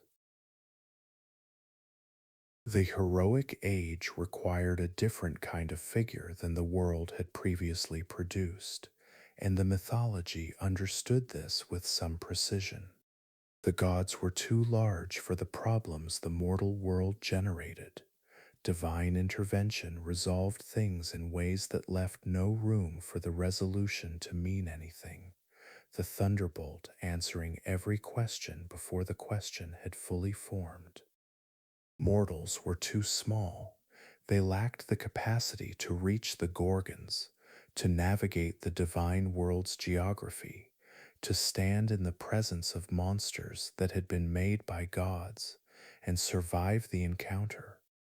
What the age required was something between, and the between figure the mythology produced was the hero. Mortal enough to suffer, divine enough to act, the combination producing a kind of meaning that neither pure divinity nor pure mortality could generate alone. Perseus arrived first among the canonical heroes, born from a situation that the mythology treated as both specific and representative. His grandfather Achilles was king of Argos, and like many kings before him and after him, he went to Delphi to ask the oracle about the future of his line. The oracle told him, "Your daughter's son will kill you." Acrisius returned to Argos and did what the oracle's consultants so reliably did. He attempted to prevent the prophecy through the most direct means available, which was also the means most likely to produce the very outcome he was trying to avoid. He locked his daughter Danae in a chamber of bronze, sealed below the ground, lit from a narrow aperture in the ceiling. No man could reach her there. The bronze was genuine, the walls were genuine, the lock was genuine, and none of it was adequate preparation for a god who had already demonstrated that he could become rain. Zeus came to Danae as a shower of golden light descending through the aperture, and Perseus was born. Acrisius, discovering the infant, could not bring himself to kill his daughter or his grandson directly. Some inhibition, whether affection or piety or the fear of divine retribution, held him back, so he placed them both in a wooden chest and set it adrift on the sea, which was a method of killing that allowed him to tell himself he had not killed. The chest drifted and did not sink, carried by currents that the mythology implies were not entirely natural, and came ashore on the island of Seriphus, where a fisherman named Dictys found it and pulled it from the water and took the mother and child into his house. Dictys was the brother of Polydectes, king of Seriphos, and Polydectes wanted Danae. Perseus grew up on the island under the fisherman's care, and as he grew it became clear that he was not an ordinary young man. The divine parentage showed in ways that were difficult to specify but impossible to miss, and Polydectes found him an inconvenient obstacle between himself and the boy's mother. He devised a solution of the kind that small rulers devise when they want something removed from the situation without taking direct responsibility for the removing. He announced that he intended to court a woman elsewhere and required gifts from the men of the island toward the bride price. And when Perseus said he had nothing to give but would bring anything the king named, Polydectes named the head of Medusa. It was a death sentence with the form of a request, and everyone in the room understood this, and Perseus accepted it, because the heroic character in the mythology is defined in part by the acceptance of the impossible task, not from foolishness, but from the particular courage that knows the task is impossible and goes anyway. Medusa was one of three Gorgon sisters, daughters of the sea deities Phorcys and Ceto, and she was the only mortal one of the three, which was both her vulnerability and a fact that was not useful to someone approaching her, since mortal meant she could die, but it did not mean she was easy to kill. Her gaze turned those who met it to stone. Her sisters Stheno and Uriel were immortal, and their gaze carried the same property. The approach to any of them required looking without looking, seeing without the eyes that seeing would destroy. Athena and Hermes came to Perseus, and their assistance was calibrated rather than comprehensive. They gave him guidance and tools, but not the completion of the task, which had to be his own. Hermes provided the information. Find the Graeae first, three ancient sisters who knew where the nymphs of the north lived, and the nymphs had the equipment he needed. The Graeae were three women who had been old since their birth, gray-haired from the moment of their first appearance in the world, sharing between them a single eye and a single tooth, which they passed from one to another as needed. Perseus found them on the slopes of Atlas, in the far west where the light was always declining, and he watched the eye's transit, the moment when it left one sister's hand and had not yet reached the next, and he reached into that gap and took it. He held the eye and refused to return it until the Graeae told him where the northern nymphs could be found. They told him as people tell things when the alternative is permanent blindness, and he gave the eye back and traveled north. The nymphs provided three items: winged sandals that lifted him from the ground and carried him at whatever speed the distance required; the cabesus, a special sack that could safely contain the head of Medusa without transmitting its power through the material; and the helm of invisibility, the same type of helm that Hades wore in the underworld, that made its wearer absent from the visible world. Hermes added his own curved sword, and Athena provided a shield of polished bronze, so bright that it served as a mirror. The approach to the Gorgons required everything the nymphs had given him. Perseus flew over the sea to the far edge of the world where the Gorgons slept on their rocky shore, and he descended toward them, looking not at them, but at their reflection in the polished bronze of the shield, the image a step removed from the direct gaze that would have ended him. He found Medusa by her reflection and moved toward her by her reflection and swung the curved blade by her reflection, and her head came away from her shoulders cleanly, and Perseus put it immediately into the kibisis without looking at it directly. From Medusa's blood, in the moment of her death, two things emerged: the winged horse Pegasus, born fully formed from the wound, rising into the air with the ease of something that had always known how to fly, and the giant Chrysaor, fully armed, who stepped out of the dying body with the calm of someone who had been waiting for the interruption to end. Perseus put on the helm of invisibility before Medusa's sisters woke, and their search for him found nothing. He was standing among them and was simply not there to find, which was the particular solution the helm provided, the presence that registered as absence. He flew north and east, back toward the world he knew, carrying the head in the sack, the weight of it no different from any other weight, the power of it contained by the kibisis, as long as he did not remove it. On the coast of what the Greeks called Ethiopia, a geography that described the far south as much as any specific location, he found Andromeda. She was chained to a rock above the sea, daughter of the king Cepheus and his wife Cassiopeia, whose boast that her own beauty surpassed the Nereids had drawn the anger of Poseidon, who had sent a sea monster against the coast, and whose oracle had demanded Andromeda's sacrifice as the price of the monster's withdrawal.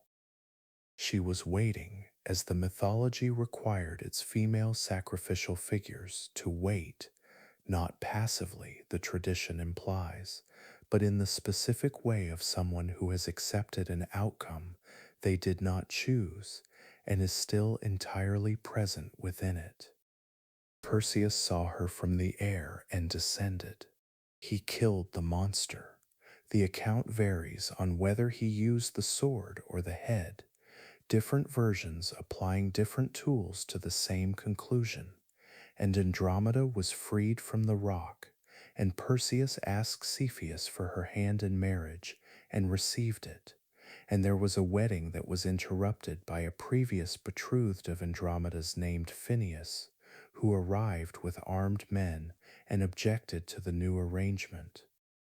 Perseus resolved this objection by removing the head of Medusa from the kibisis and turning Phineus and his men to stone, which was the most efficient resolution available, and the mythology did not moralize about it. He returned to Seriphus with his wife and found that Polydectes had been pressing his attentions on Danae with increasing force in the interval, and Danae and Dictys had taken refuge in a temple. Perseus went to the court of Polydectes, and the king expressed skepticism about the head, and Perseus showed it to him, and the court of Polydectes became a room of stone figures in various attitudes of surprise. He gave the head to Athena, who placed it on the aegis, the divine breastplate, where its power served the goddess rather than requiring a container. The winged sandals and the helm went back to Hermes. The kibises returned to the nymphs. Perseus had used what was given to him and returned it when the task was done, which was a kind of integrity that the mythology associated with heroes who remained genuinely heroic rather than drifting into something more complicated. Daedalus was not a hero in the bloodline sense. He was a mortal craftsman of such extraordinary skill that his work placed him in the mythology's highest registers, the human capacity for making taken as far as the human body could take it. He had built the hollow wooden cow for Pasiphae, queen of Crete, when Poseidon's curse required that she conceive the Minotaur, a construction that the mythology mentioned without elaborating, as though the engineering were less significant than the result, though the engineering was remarkable and the result was the labyrinth. Daedalus designed and built the labyrinth to contain the Minotaur, and did the work so well that he could barely navigate it himself, and Minos of Crete imprisoned Daedalus and his son Icarus within it afterward, to prevent the craftsmen from sharing its secrets. Theseus came from Athens. The tribute Minos extracted from Athens was 7 young men and 7 young women sent to Crete every 9 years to be released into the labyrinth and hunted by the Minotaur, a tribute that had the function of all such tributes, keeping the suppliant city in a permanent state of grief and reminder. Theseus volunteered to go as one of the tribute, intending to kill the Minotaur, and his father Aeneas let him go with the understanding that if he survived, he would change the ship's sails from black to white on the return journey, so that Aeneas, watching from the cliff at Cape Sunion, would know his son was alive before the ship reached shore. Ariadne, daughter of Minos, saw Theseus arrive and made the decision that would save him and ruin her in the same motion. She went to Daedalus and asked how someone who entered the labyrinth might find their way out, and Daedalus told her, "A thread tied at the entrance, unwound as you go." She gave Theseus a ball of linen thread and told him to tie it at the entrance and follow it back.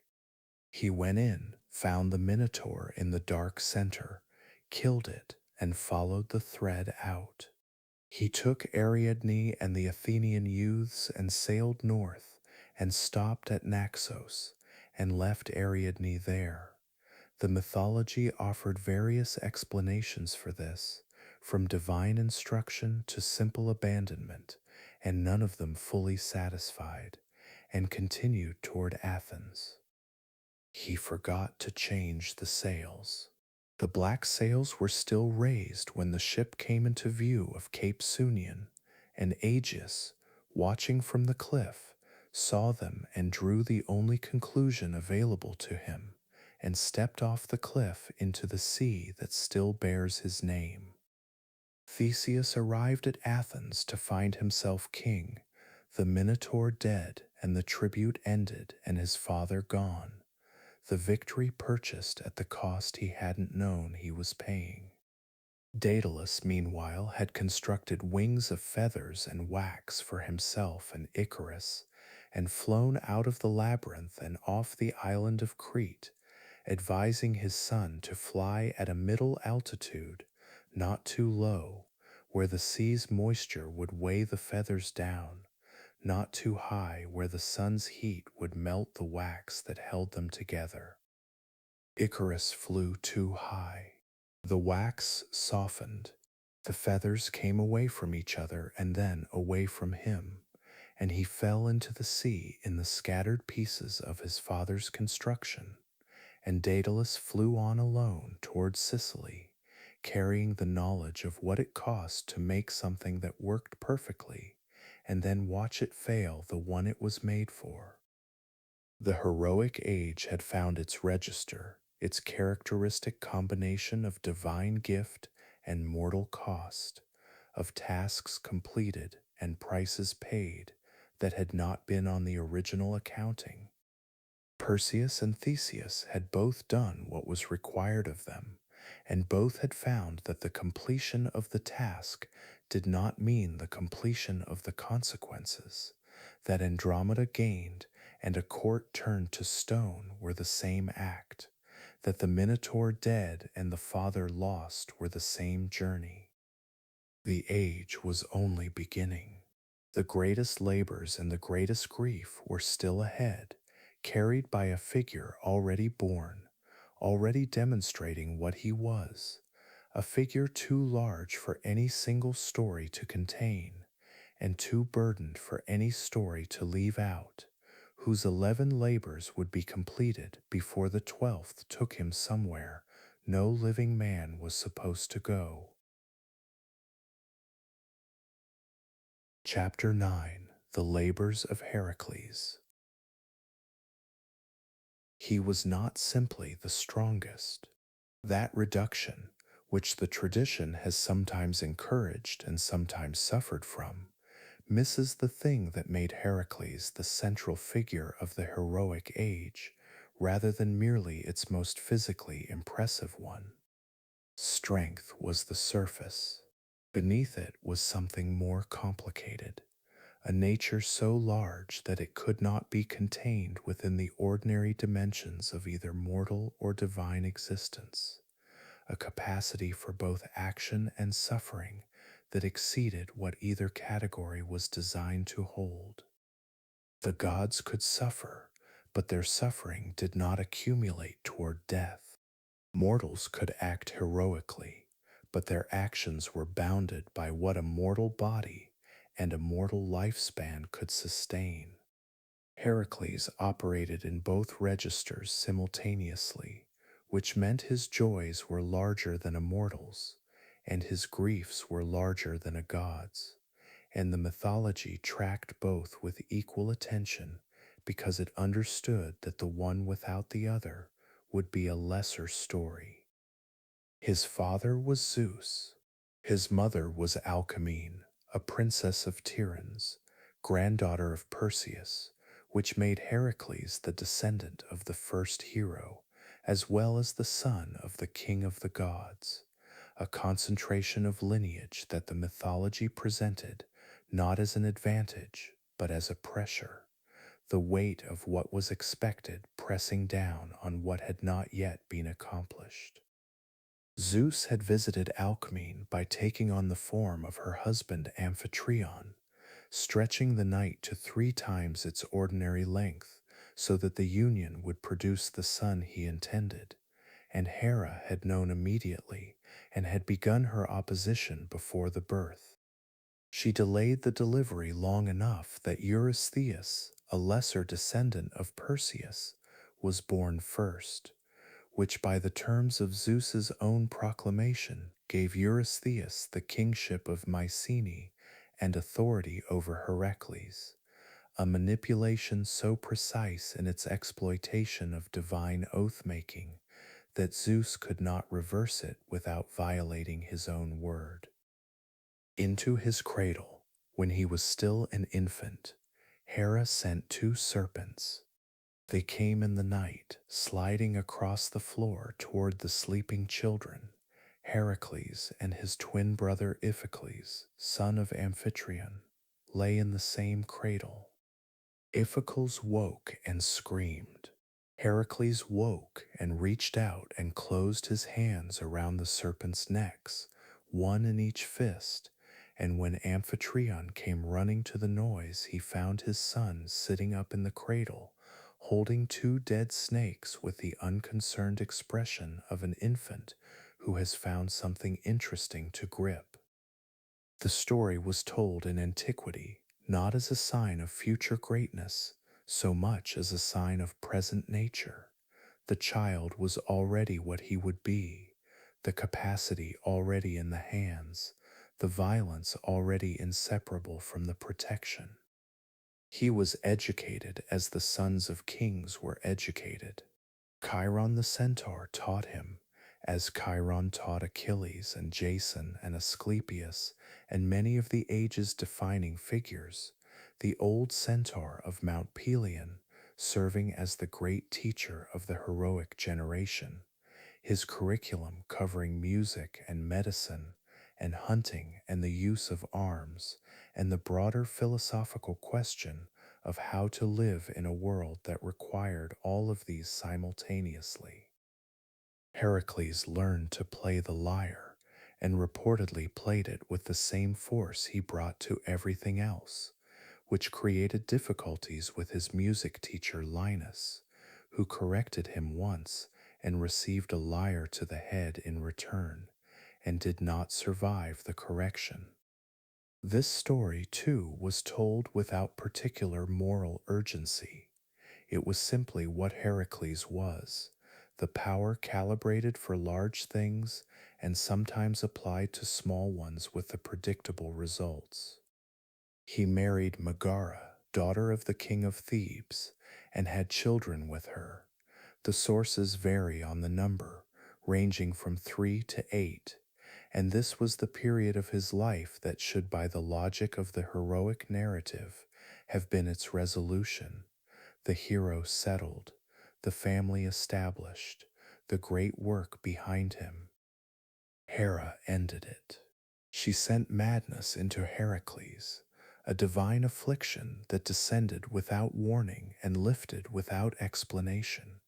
And in the interval between its arrival and its departure, Heracles killed his children and Megara both.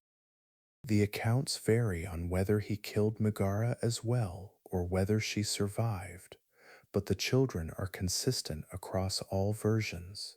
He killed them, believing in the madness that they were enemies, and when the madness lifted, he found himself sitting in the wreckage of his household, with full understanding of what he had done. The mythology gives him a period of isolation after this, a withdrawal into the specific quality of grief that has no available response, the grief that cannot be directed anywhere because its cause is the griever themselves. Then he went to Delphi. The oracle at Delphi did not offer comfort, it offered instruction, which was perhaps a more useful thing. It told him to go to Tiryns and place himself in the service of Eurystheus, king of Mycenae, and to perform whatever labors Eurystheus commanded. If he completed them, he would be purified of the killings and would be granted immortality. The oracle did not tell him how many labors there would be. Eurystheus, when Heracles arrived, had to invent them as he went, which meant the labors were shaped by the smallness of the man assigning them as much as by the greatness of the man performing them, a dynamic the mythology noticed without commenting on directly. There were 12. The order varies across ancient sources, and the details of individual labors accumulated elaborations over centuries, but the broad sequence held. The Nemean lion was first, a creature that had been ravaging the region around Nemea, its hide impervious to all weapons, which meant conventional arms were useless against it. Heracles tried arrows and found them deflecting away. He tried his sword and found it turning against the skin. He tried his club and found the lion unimpressed. He drove it into its cave, blocked one entrance, and wrestled it to death with his bare hands, strangling it in the same grip that had killed the serpents in his cradle. The same gesture decades later and at enormously larger scale. The problem then was skinning it, since the same imperviousness that had defeated his weapons now defeated every skinning tool he had. He used the lion's own claws, which cut the hide where nothing else could, and wore the skin as armor from that point forward, the invulnerable skin of the lion becoming the protection of the hero who had killed it. The Lernaean Hydra was the second labor, and it introduced the complication that would characterize the most difficult of the 12. The Hydra was a many-headed serpent, 9 heads in the most common account, living in the swamps of Lerna, its breath poisonous, its blood corrosive, its central head immortal. When a head was cut off, 2 grew back in its place, which meant attacking it with a blade was precisely the wrong approach, every success generating a worse situation than the one it had resolved. Heracles' nephew Iolaus came with him, and it was Iolaus who found the solution. After each head fell, he cauterized the stump with a burning torch before new growth could begin, so that the cut was sealed and the regeneration was prevented. Together they worked through the outer heads methodically, Heracles cutting and Iolaus burning, until only the immortal central head remained. Heracles cut it off and buried it under a heavy rock, still alive beneath the ground, where it remains in the logic of the mythology, still immortal, still severed, held down by stone. He dipped his arrows in the Hydra's blood, making them permanently venomous, a resource that would matter much later in ways he could not have anticipated.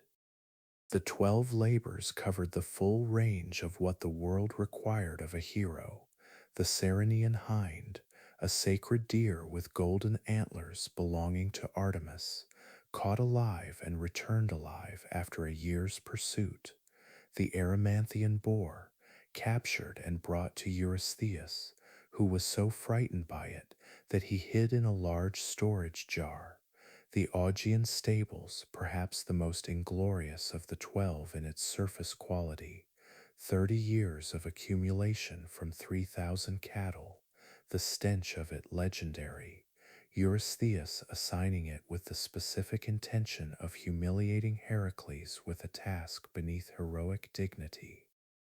Heracles diverted the rivers Alpheus and Peneus through the stables in a single day, the water doing in hours what no amount of labor could have done in years, the problem solved by thinking about it differently rather than approaching it in the expected way.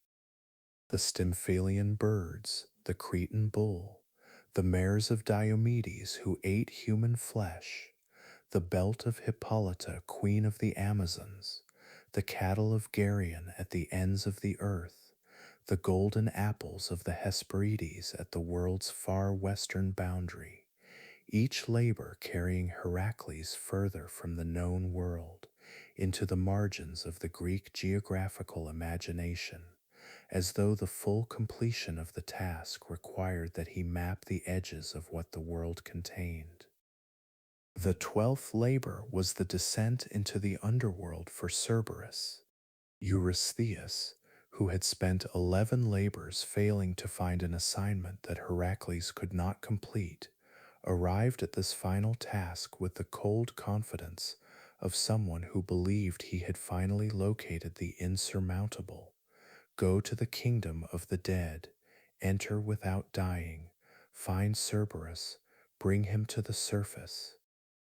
Heracles descended through the entrance at Taenarum in the Peloponnese, the cave that led down into the underworld's geography, and moved through it as a living man moves through a space designed for the dead, conspicuous, warm, breathing, his presence registering as a disturbance in a realm where disturbances were unusual. The shades he encountered recognized him and responded differently according to their natures. Most fled, the instinct of the dead when confronted with the unmistakable presence of the living. The shade of Melier, the hero who had led the hunt for the Caledonian boar, stopped to speak with him and asked Heracles to marry his sister Deianira when he returned to the world, a request from the dead to the living, a commission that would be honored and that would eventually complete the arc the Hydra had begun. The shade of Medusa appeared, and the companions who had descended with Heracles drew their swords against it before one of them realized the distinction between a shade and the thing itself, and the swords were sheathed. Heracles drained blood from sacrificed animals into a pit and let certain shades drink, which restored them briefly to something like coherence, the blood doing in the underworld what fire had done in the mortal world, animating what had gone cold. He found Hades in the interior of his kingdom and made the request directly, as Heracles made most requests, without elaboration, without diplomatic cushioning. He asked permission to take Cerberus to the surface and return him afterward. Hades, who was not easily moved and was accustomed to keeping what came to him, considered the request and granted it on a single condition. Heracles must subdue the dog using no weapons, only his own physical strength. Heracles found Cerberus at the gate and wrestled him, the dog biting at the arms protected by the lion skin, while Heracles tightened his grip until Cerberus went still. He carried the dog up through the cave at Tenarum into the light, and Eurystheus, who had been expecting a refusal or a death, found Heracles at his gate holding a three-headed dog by the scruff and hid in his storage jar again. Heracles returned Cerberus to Hades as promised, and the 12th labor was complete and the series was finished. What followed the labors was more life, more travels, more battles, another marriage, the specific catastrophe that concluded everything. Deianira was waiting as the shade of Malier had asked. She was gentle and devoted and understood what she had married, which was not a simple thing to understand, and they lived together in Trachis and had children and a life that held the quality of ordinary happiness in the margins of an existence that was never entirely ordinary. Then Nessus the centaur, crossing the river Evenus, offered to carry Deianira across the water and attempted to abduct her midstream, and Heracles shot him from the bank with one of the hydra-poisoned arrows.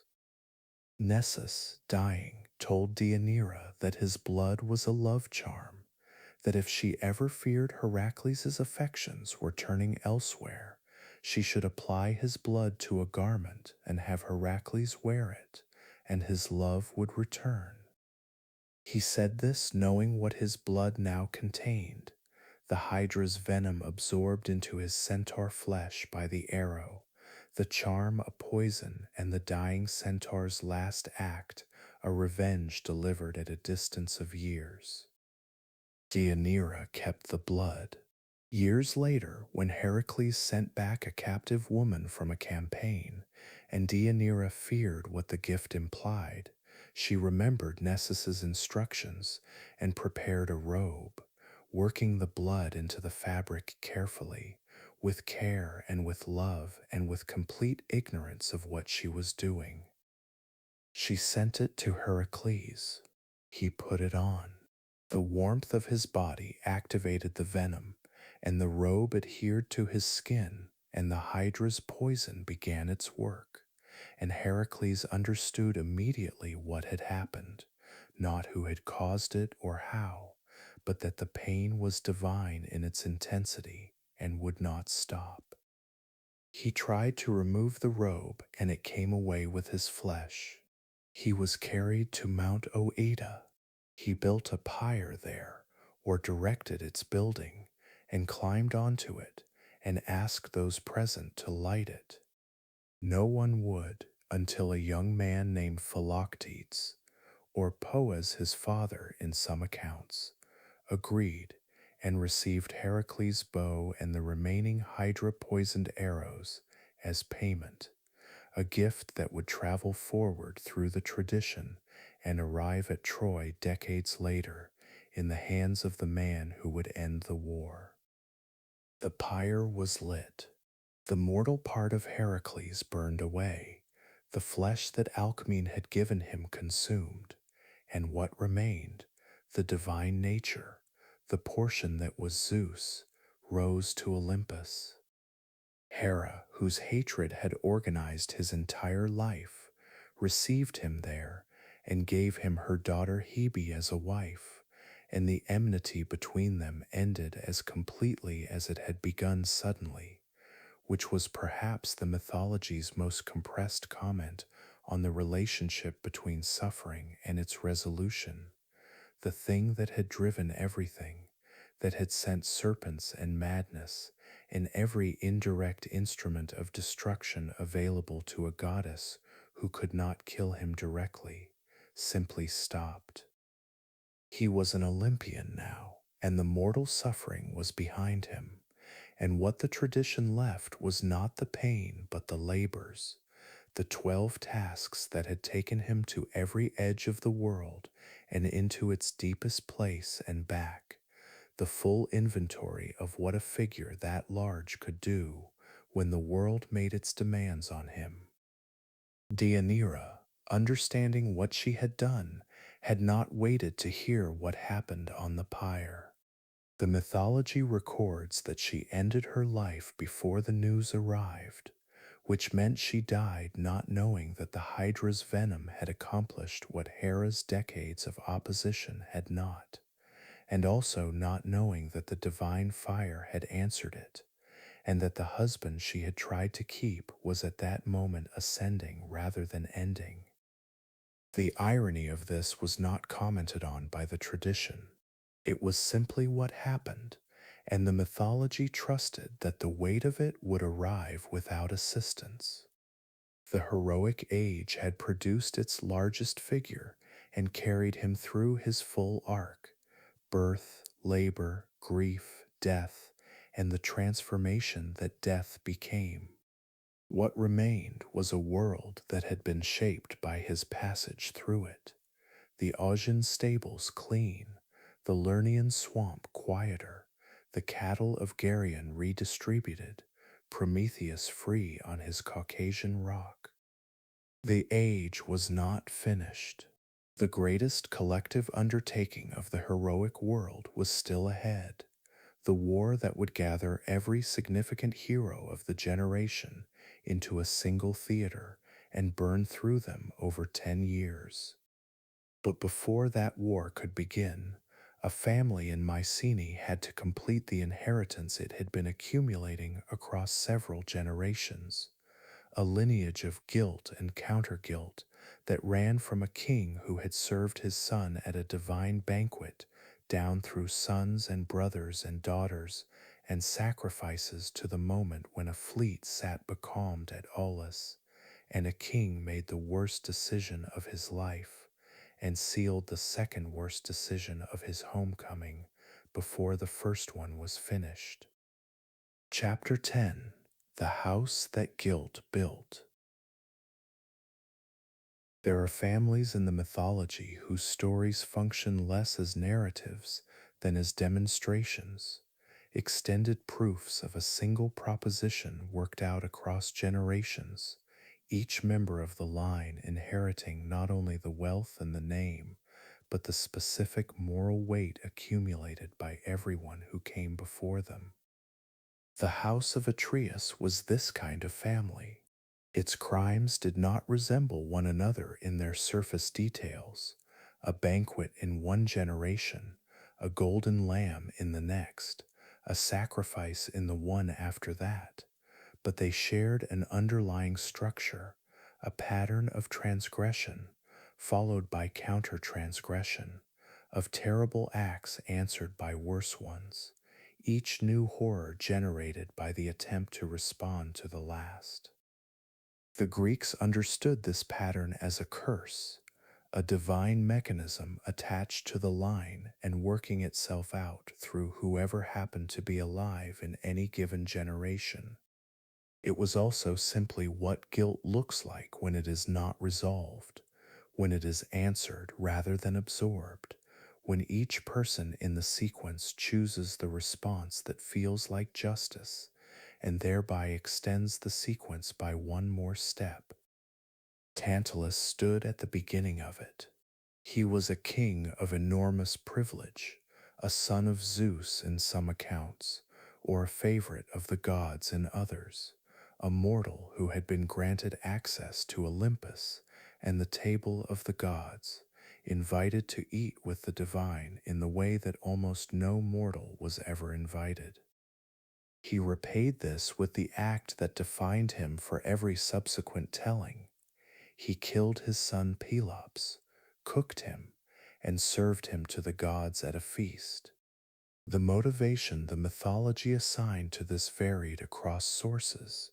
Some said he was testing whether the gods were truly omniscient, others that he wished to honor them with the finest thing he possessed, others still that he was simply mad with the kind of arrogance that divine proximity sometimes produced in the mortals who experienced it.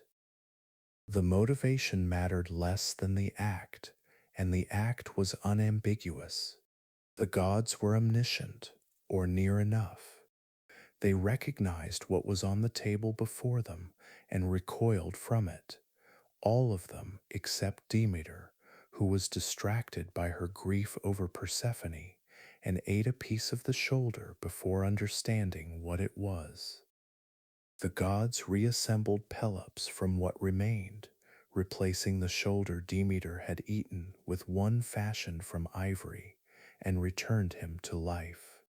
Tantalus was sent to Tartarus and given a punishment that Hesiod and Homer both described with the precision that memorable punishments accumulate over long centuries of retelling. He stood in a pool of water beneath a fruit tree, and when he bent to drink the water receded, and when he reached for the fruit the branches lifted, so that he was perpetually in the presence of what he needed, and perpetually prevented from reaching it. His name gave the language a verb, to tantalize, to offer and withhold simultaneously, the promise and the recession perfectly synchronized. Pelops, restored to life with his ivory shoulder, grew into a figure of considerable ambition. He wanted to marry Hippodamia, daughter of Oenomaus, king of Pisa, and the king had made the winning of his daughter conditional on a chariot race. Suitors competed against Oenomaus, and those who lost were killed, and Oenomaus had divine horses given to him by Ares and had not yet lost. Pelops went to Poseidon, with whom he had a relationship of divine favor, and received winged horses that could cross water and ground with equal ease. And he also, in most accounts, bribed Oenomas's charioteer Myrtilus to replace the bronze linchpins of the king's chariot wheels with ones made of wax. The chariot collapsed in the race, Oenomas was killed, and Pelops won Hippodamia. Myrtilus expected to be rewarded, and Pelops killed him instead and threw him into the sea, and Myrtilus, dying, cursed the house of Pelops with a comprehensiveness that the subsequent generations bore out fully. Two sons survived from Pelops and Hippodamia, Atreus and Thyestes. Between them they carried the next installment of the accumulated weight. The dispute between them began with a golden lamb, a lamb with fleece of actual gold, which had appeared in the flocks of Atreus, and which was said by an oracle or by general divine consensus to confer the right to rule Mycenae on whoever possessed it. Thyestes seduced Atreus's wife Orope and persuaded her to give him the lamb, and displayed it as proof of his right to the throne, and ruled Mycenae briefly before Zeus reversed the arrangement by moving the sun backward in the sky, a sign so unambiguous that even Mycenae's court could not ignore it, and Atreus reclaimed the throne and exiled his brother. He recalled Thyestes from exile with the offer of reconciliation, and Thyestes came back. The Feast of Reconciliation was the act that completed Tantalus's original crime in the next generation, rhyming with it precisely, as though the curse were a craftsman returning to correct a symmetry.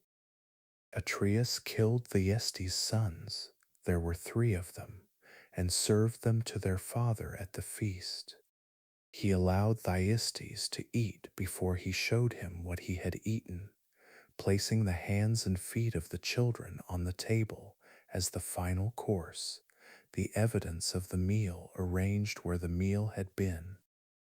Thyestes looked at the hands and feet of his sons and understood, and the curse he pronounced on the house of Atreus as he fled gathered itself to the previous curses with the ease of something finding its proper company. Atreus had a son named Agamemnon, and Agamemnon married Clytemnestra, daughter of the king of Sparta, and ruled Mycenae with the authority of a man who had inherited the most powerful throne in the Greek world, along with everything else the throne carried. His brother Menelaus married Clytemnestra's sister Helen, and the two brothers ruled their adjacent kingdoms with the combined weight of the house of Atreus and the house of Sparta behind them, which was more concentrated power than the Greek world had seen in several generations. The arrangement was stable, or appeared stable, in the way that arrangements appear stable when the thing that will destabilize them has not yet arrived.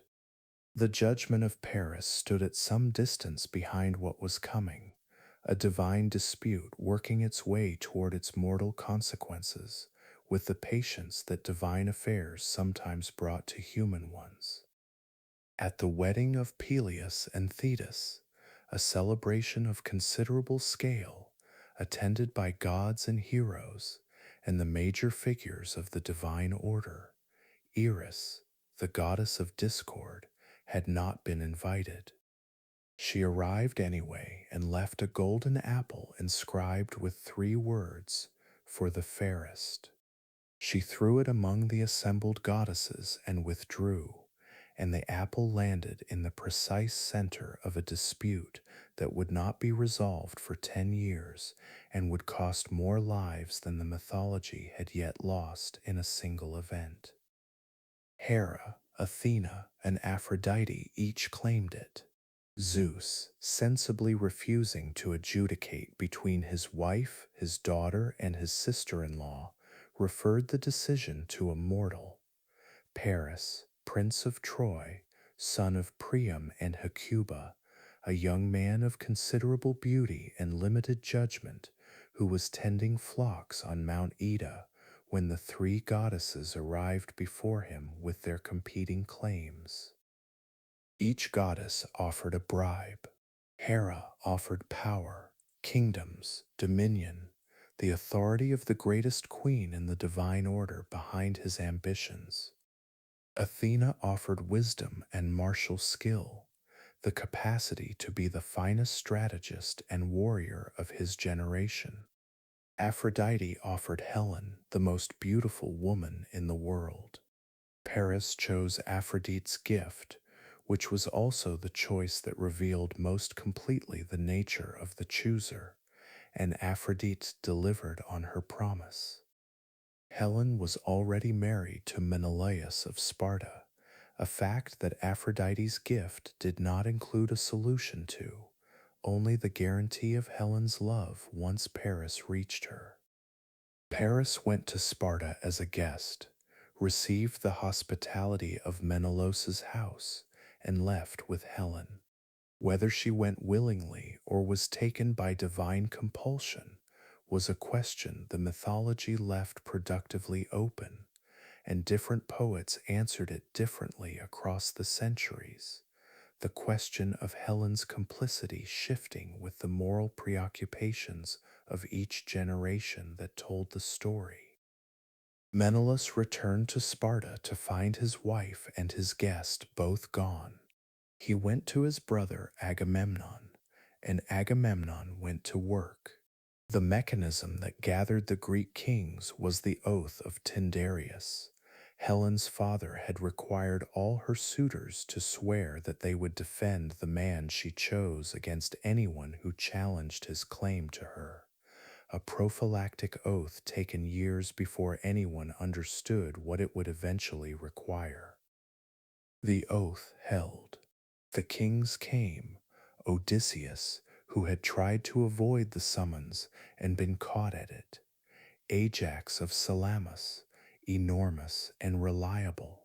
Diomedes of Argos, among the finest warriors of the age. Achilles, brought by Odysseus from Scyros, where his mother Thetis had hidden him in women's clothing, knowing what Troy would mean for him.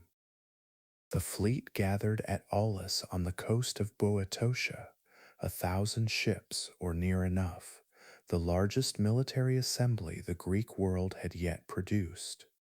The winds did not blow. The fleet sat in the harbor at Aulis with its sails slack, day after day, the army restless and the provisions diminishing, and the summer moving toward autumn without the crossing being made. The prophet Calchas, who saw clearly and said what he saw, which was the specific courage the prophetic role required in a court that preferred manageable truths, told Agamemnon what Artemis required. The goddess had been offended by Agamemnon's boasting or by the killing of a sacred animal, depending on the source, and she required a specific payment, the sacrifice of Iphigenia, Agamemnon's daughter, at the altar at Aulis. The mythology allowed Agamemnon very little time with this information before requiring his decision. He sent for Iphigenia under the pretense that she was to be married to Achilles, who did not know he was being used as cover for this particular deception, and whose anger at learning it would have been considerable. And she came from Mycenae with her mother Clytemnestra, expectant, the preparations for a wedding around her that were in fact the preparations for something else entirely. She died at the altar.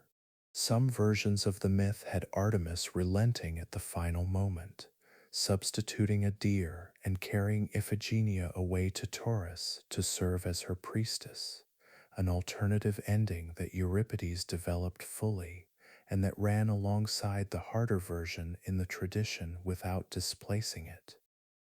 In the version that mattered most for what followed, in the version that Clytemnestra carried home to Mycenae to wait on, there was no substitution. Her daughter had been killed by her husband for a wind. The wind came. The fleet sailed. Clytemnestra returned to Mycenae and began the waiting that lasted 10 years, the grief and the rage aging together inside her into something that had the patience of absolute certainty. She took a lover, Aegisthus, son of Thyest, which meant that the lover she chose was from the branch of the family that Atreus had wronged, Thyestes' remaining son coming into the house of his father's murderer and making himself at home there, the curse finding yet another elegant configuration to settle into. Together they waited, as Clytemnestra had waited alone before he arrived, for the fleet to come home. 10 years is a long time to wait for anything, but it is not an infinite time. The fires of Troy would eventually be visible from the mountain peaks of the Argolid, the signal beacons carrying the news from peak to peak across the Aegean and across the Greek mainland, until the light reached Mycenae and told Clytemnestra what she had been waiting to be told, that the war was over, that the ships were coming, that her husband was on his way home. She prepared his welcome with the same care she had brought to the 10 years of waiting, and the welcome she prepared was precisely what those 10 years had been building toward, not the homecoming Agamemnon was imagining on his ship, the returning king received with honor in the house he had left as its master, but the resolution that the house of Atreus had been accumulating toward since Tantalus set his son on the table and served him to the gods. The fleet had not yet arrived at the harbor at Aulis when the mythology left it, bearing its 1,000 ships and its 10 years of accumulated consequence toward a city that was already burning in the east, and toward the separate catastrophe that waited for each figure in the fleet when the distance between here and home had finally closed. What happened in those 10 years before the homecoming? The siege, the quarrel, the death of the greatest warrior the age had produced, and the wooden horse waiting in the shadow of the walls. was a story large enough to require its own full telling, and that telling begins where the mythology placed it, at the wedding where the apple was thrown, and at the shore where the greatest hero of the age was already waiting, and at the choice he had made before the war began that determined everything about the war he would fight in it. Chapter 11. The Choice of Achilles. The wedding of Peleus and Thetis was the last great gathering of gods and mortals before the heroic age turned toward its own consumption. Peleus was a mortal king of Phthia, and Thetis was a sea nymph of the first order, a Nereid, daughter of the ancient sea god Nereus, possessed of the gift of prophecy and the ability to change her shape, and desired by both Zeus and Poseidon until the prophecy about her son made both of them step back with the particular caution of figures who understood what prophecy meant. The son of Thetis would surpass his father. Zeus and Poseidon, having each been that son in their own generations, knew the shape of the thing and arranged instead for Thetis to marry a mortal, so that the son who surpassed his father would be surpassing a king of Phthia rather than the ruler of the sky or the sea. Thetis accepted this with whatever grace was available to a divine figure, told she would spend her immortality watching a mortal husband age and die. The wedding was magnificent. Every god attended, every hero of consequence. The full assembly of the divine and heroic world gathered on Pelion for the celebration. Eris was not invited. The goddess of discord had a quality that made her unwelcome at celebrations of union, and the oversight, if it was an oversight and not a decision, cost more than the invitation would have. She came anyway and threw the apple and withdrew, and the apple's inscription did what it was designed to do. It divided. The dispute between Hera, Athena, and Aphrodite over who the fairest was ran underneath the wedding's surface, and then ran underneath everything that followed, three goddesses carrying an unresolved grievance into the decade ahead, each of them shaping the war's events from their position in the dispute. Hera and Athena favored the Greeks, their pride wounded by Paris's rejection. Aphrodite favored Troy, having made a promise she intended to keep. The war that assembled itself around the recovery of Helen was also a war between three goddesses who had been asked a question at a wedding and had not agreed on the answer. Thetis knew what Troy would cost her son. This knowledge was the defining condition of her relationship with Achilles from the moment of his birth. She loved him in the particular way of someone who knows the end and cannot change it and cannot stop loving. She dipped him in the Styx, holding him by the heel to make him invulnerable, and the waters covered everything except the heel she held, which remained mortal, which remained the point of entry for the arrow that the mythology had already decided would come. She hid him on the island of Scyros when the gathering for Troy began, disguising him among the daughters of the king Lycomedes, dressing him as a girl, hoping that if he could not be found, he could not be summoned. Odysseus, sent to find him, brought a chest of gifts to Scyros, fine cloth, jewelry, and, set among them, a sword and a shield.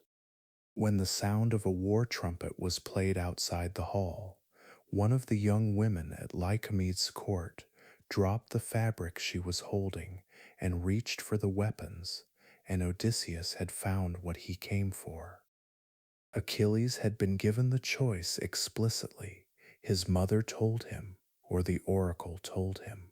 or the knowledge arrived by the particular means that divine knowledge arrives at those with divine blood, that two lives were available to him. He could go to Troy and die young and be remembered forever, the name carried forward by every subsequent generation that told stories about what greatness looked like when it was brief and absolute. Or he could stay home, live long, marry, grow old, and be forgotten, the ordinary life of a man whose capacity for greatness was never tested against the circumstance that would have revealed it. The mythology records that he chose Troy. What it does not spend much time on is the quality of that choice, whether it was made with the full weight of what Troy meant already in the choosing, or whether it was made in the way that young men make choices that cost them their future, with the future not yet real enough to measure against the present glory of the thing being chosen. He arrived at Troy as the best of the Greeks. The phrase was used and meant it, not as a social designation, but as a military and moral one. The finest warrior of the finest generation of warriors the age had produced. The Iliad found him there in the 10th year of the war, and what the Iliad understood was that the story worth telling was not the decade of fighting, the back and forth of siege and sortie, the years of stalemate, the gradual attrition of men and supplies and will on both sides, but a few weeks within that decade when the war's meaning became visible because one man removed himself from it. The quarrel with Agamemnon was the fulcrum. Agamemnon had taken a captive woman named Chryseis, daughter of a priest of Apollo, and refused to return her despite the priest's ransom and Apollo's subsequent plague on the Greek camp.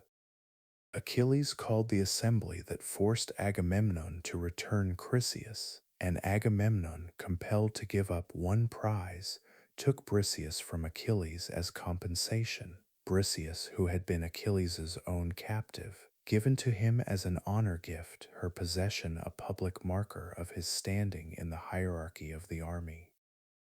The taking of Briseis was less about Briseis than about what her removal meant.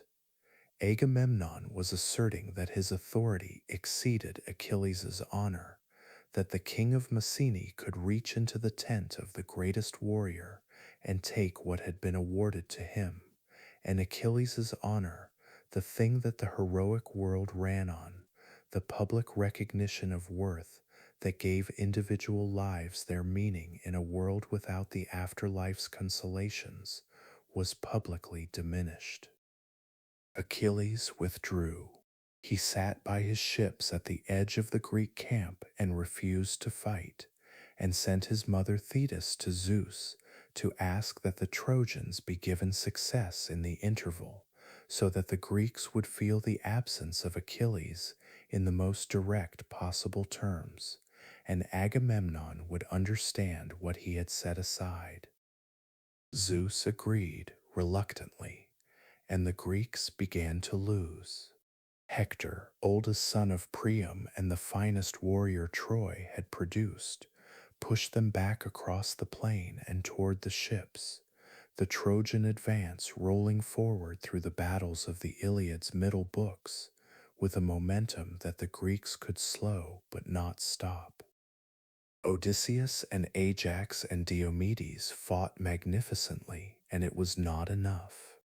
Agamemnon sent an embassy to Achilles, Odysseus, Ajax, and Phoenix, the old man who had helped raise Achilles in Phthia, carrying offers of extraordinary compensation, the return of Briseis untouched, 7 tripods, 10 talents of gold, 20 gleaming cauldrons, 12 racehorses, 7 skilled women, and the eventual choice of one of Agamemnon's daughters in marriage. Odysseus delivered the offer with all his considerable skill in persuasion. Ajax spoke more simply, As Ajax spoke everything, Phoenix wept. Achilles refused. He refused because the offer, however extravagant, had not addressed the thing that mattered. The honor had been taken publicly, and the offer of compensation was being made privately, in his tent, in the presence of 3 men, rather than the full assembly. The wrong had been done to him in front of everyone, and the apology was being conducted in conditions that preserved Agamemnon's dignity. This was not a sufficient response to what had happened, and Achilles, whose understanding of honor was precise and uncompromising in the way that the heroic character required it to be, could read the insufficiency clearly. Patroclus was Achilles' closest companion.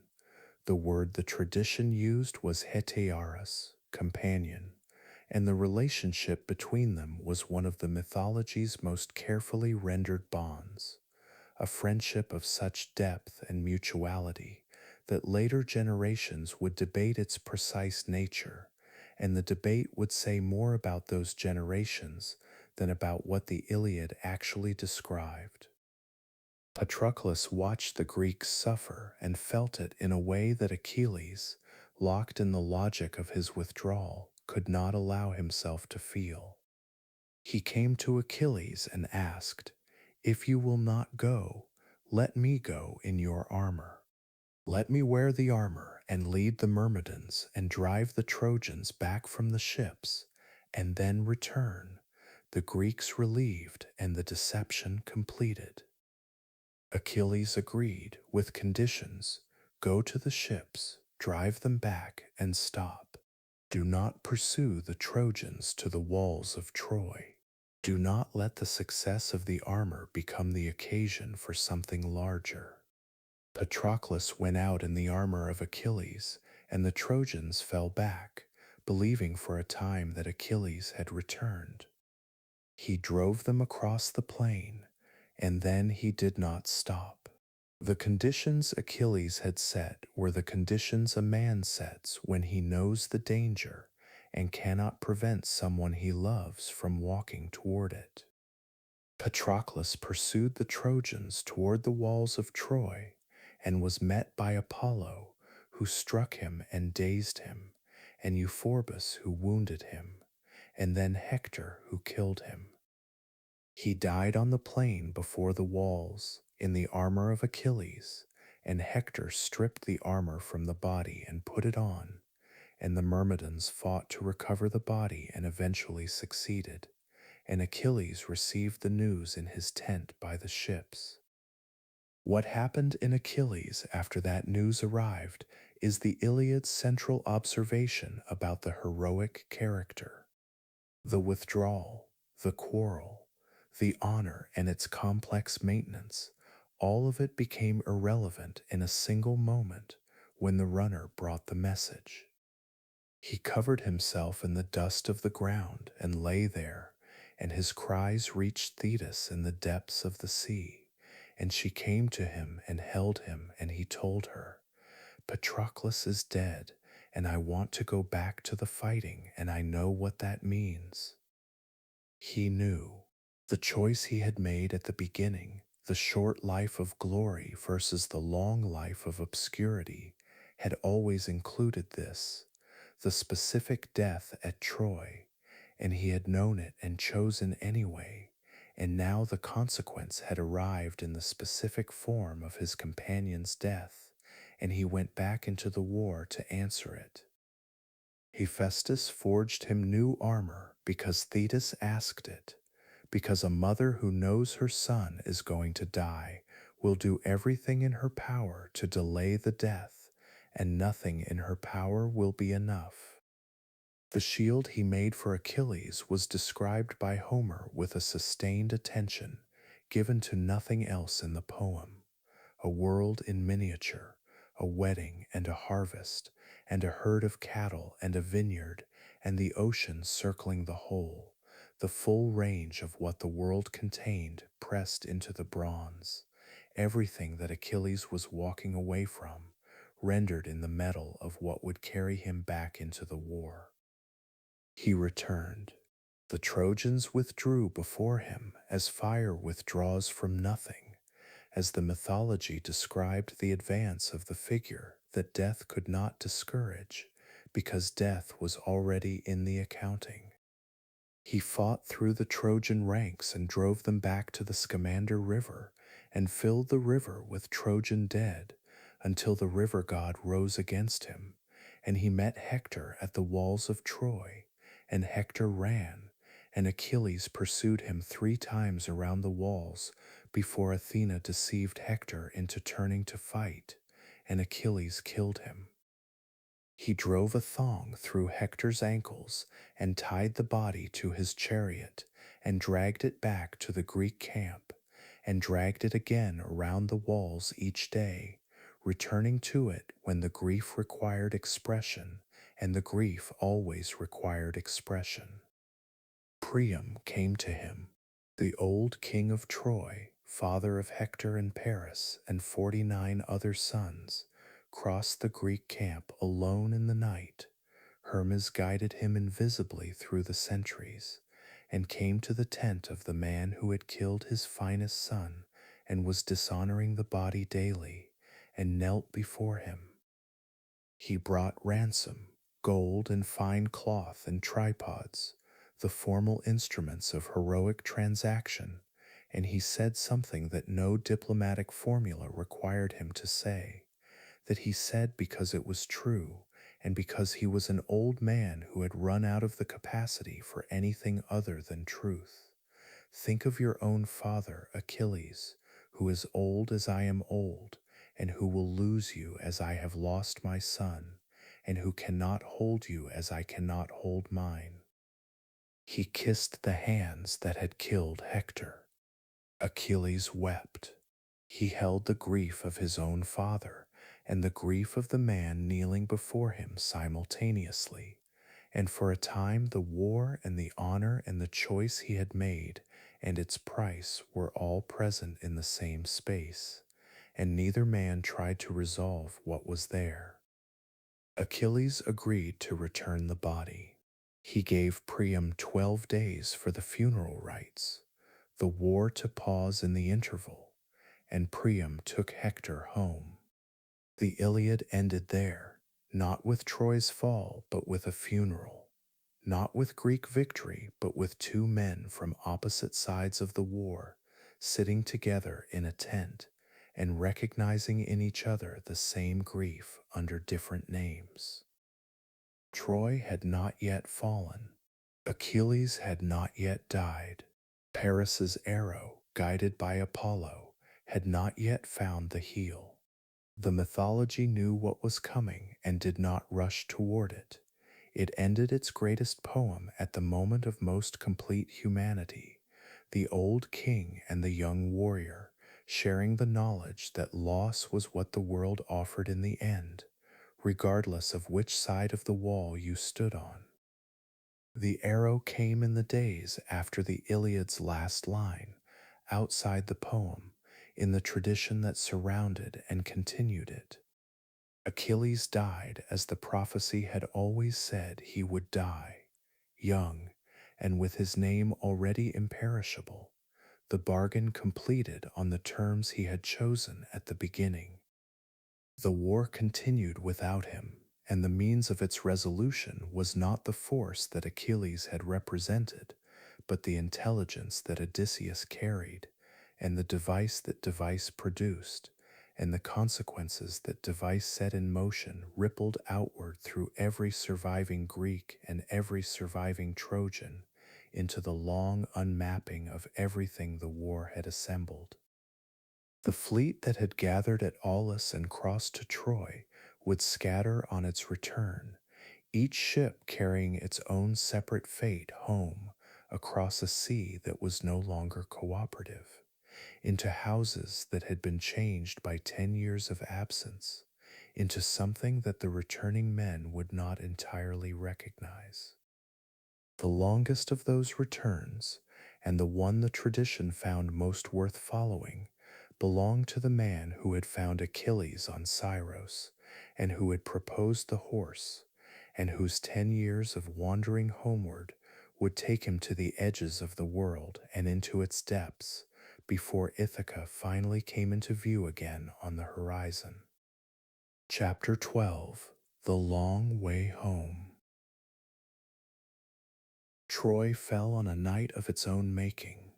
The Greeks had built a horse of wood, enormous, hollow, the construction attributed to the craftsman Apius, who built it with Athena's guidance and Athena's particular interest in seeing the war end in the Greek manner, rather than extending indefinitely into a stalemate that favored neither side. The idea was Odysseus's, which was consistent with everything the mythology had established about him. Where Achilles had been the war's force, Odysseus was its intelligence, the figure who understood that 10 years of direct assault had not taken Troy, and that the city would have to be taken from within rather than from without.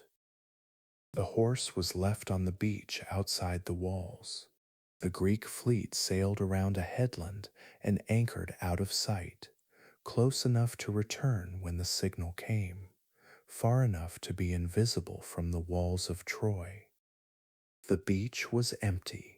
The horse was there. The Trojans came out in the morning to a plain without Greeks for the first time in 10 years, and the relief of that absence was so large that it temporarily displaced the caution the situation warranted. They moved around the horse and debated what it was and what should be done with it. A Greek named Sinon had been left behind deliberately, and he told them the horse was a sacred offering to Athena, left too large to pass through the city gates by design, because if it entered Troy, the city would become impregnable. He was lying completely, with the specific talent for believable deception that Odysseus had selected him for. And the Trojans believed him in the way that people believe what they want to believe when the alternative explanation is too difficult to fully accept. Cassandra told them the truth. She had been told the truth about the horse, as she was told the truth about everything. Prophecy arrived in her with the completeness and accuracy of genuine divine gift, and she said, "Burn it, burn the horse. There are men inside it. The war is not over." She had been saying true things for 10 years, and had not been believed for 10 years. The curse Apollo had set on her operating with perfect consistency, and she was not believed now. The horse was brought inside the walls of Troy. The gates widened to admit it because it was too large to pass through them as they stood, which should have been information and was not taken as information. The Trojans celebrated. They had survived 10 years, and the Greeks were gone, and the horse stood in the city as a trophy of their endurance, and they celebrated with the comprehensiveness of people who believe the thing that has been threatening them is finally finished. That night the soldiers inside the horse descended. Odysseus led them out through the trapdoor in the horse's belly, down a rope into the dark streets of a city that was sleeping the sleep of genuine relief, and they opened the gates for the fleet that had returned under the cover of darkness, and Troy burned. Priam was killed at the altar of Zeus, which was a specific sacrilege that the mythology noted, and that would follow the Greeks home as divine displeasure followed those who committed impiety, even in the act of winning.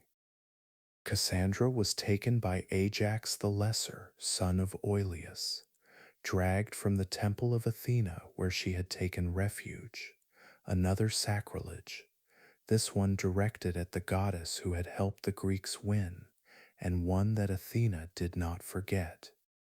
Hecuba, queen of Troy, wife of Priam, mother of Hector and Paris, and Cassandra and the rest, was taken as a captive. The city that had stood for 10 years of siege fell in a single night, and by morning it was ash, and the Greeks were distributing what remained. The returns began from that ash. They scattered across the Aegean in ships loaded with plunder and captives, each fleet finding its own weather and its own divine disposition waiting for it. The sea no longer the cooperative medium it had been on the crossing, but something more complicated, shaped by the accumulated impiety of the sack. Menelaus was blown off course repeatedly and wandered for 8 years before the wind finally carried him back to Sparta with Helen, the two of them arriving in a marriage that had technically been the cause of everything and was now simply a marriage again, resumed after a decade's interruption with the particular quietness of things that have cost too much to discuss directly. Agamemnon's return was the swiftest and the worst.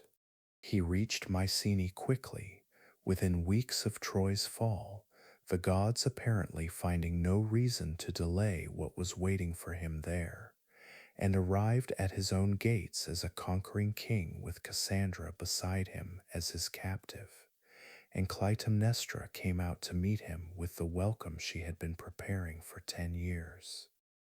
She laid a crimson carpet from the chariot to the door, which Agamemnon was reluctant to walk on. It was the treatment given to gods, and a man who accepted divine honors invited divine punishment. But Clytemnestra persuaded him, gently and completely, and he walked across the crimson cloth into the house. Cassandra sat in the chariot outside and refused to enter and said what she saw inside and was not believed and went in, and what she saw was what happened. Clytemnestra killed Agamemnon in his bath, and Aegisthus killed Cassandra, and the house of Atreus had produced one more act in the sequence that Tantalus had begun with a banquet and that showed no sign of ending. Orestes, Agamemnon's son, was in focus when his father was killed, sent there by Electra, his sister, to protect him from what their mother and Aegisthus might do to a male heir who grew up with the knowledge of what they had done. He grew up with that knowledge and returned to Mycenae as a young man to avenge his father, killing Clytemnestra and Aegisthus both, an act of justice by the heroic code, an act of matricide by the older divine code, and the Erinyes, those ancient figures born from the blood of Ouranos before the Olympian order existed, pursued him for the second of these without any interest in the first. The mythology did not leave Orestes there in the grip of the Furies. Athena eventually established a court at Athens to try the case, and the vote of the assembled Athenian jury split evenly, and Athena cast the deciding vote for acquittal, and the Erinyes were transformed into the Eumenides, the kindly ones, their fury redirected into the protection of the city rather than the pursuit of the matricide. The house of Atreus was finished. The pattern had run to its end. Odysseus took 10 years. The causes were multiple and compounding. Poseidon's enmity, earned when Odysseus blinded Polyphemus the Cyclops, his own intelligence, which was his greatest asset and which occasionally led him into situations that a less curious man would have avoided. The will of the gods, divided between Athena's persistent advocacy for his return and Poseidon's equally persistent opposition to it. He left Troy with 12 ships and arrived at Ithaca with none, having lost every man who had sailed with him. The losses accumulated across 10 years of wandering in a geography that was partly the Mediterranean and partly something else entirely, the islands and coastlines of a world that existed at the boundary between the known and the mythological, where the normal rules of distance and time applied differently. Polyphemus was among the first encounters and the most consequential. The Cyclops was the son of Poseidon, enormous, solitary, a shepherd of divine scale tending his flocks on an island whose location the mythology placed at the edges of the navigable world.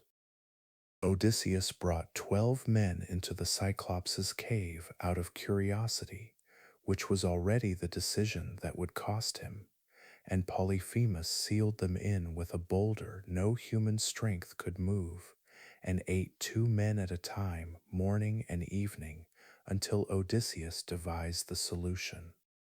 He sharpened a wooden stake and drove it into the Cyclops' single eye while Polyphemus slept, blinding him, and escaped by hiding his men under the bellies of Polyphemus' sheep, clinging to the wool as the blind giant felt along the backs of the flock to make sure no humans left with the animals.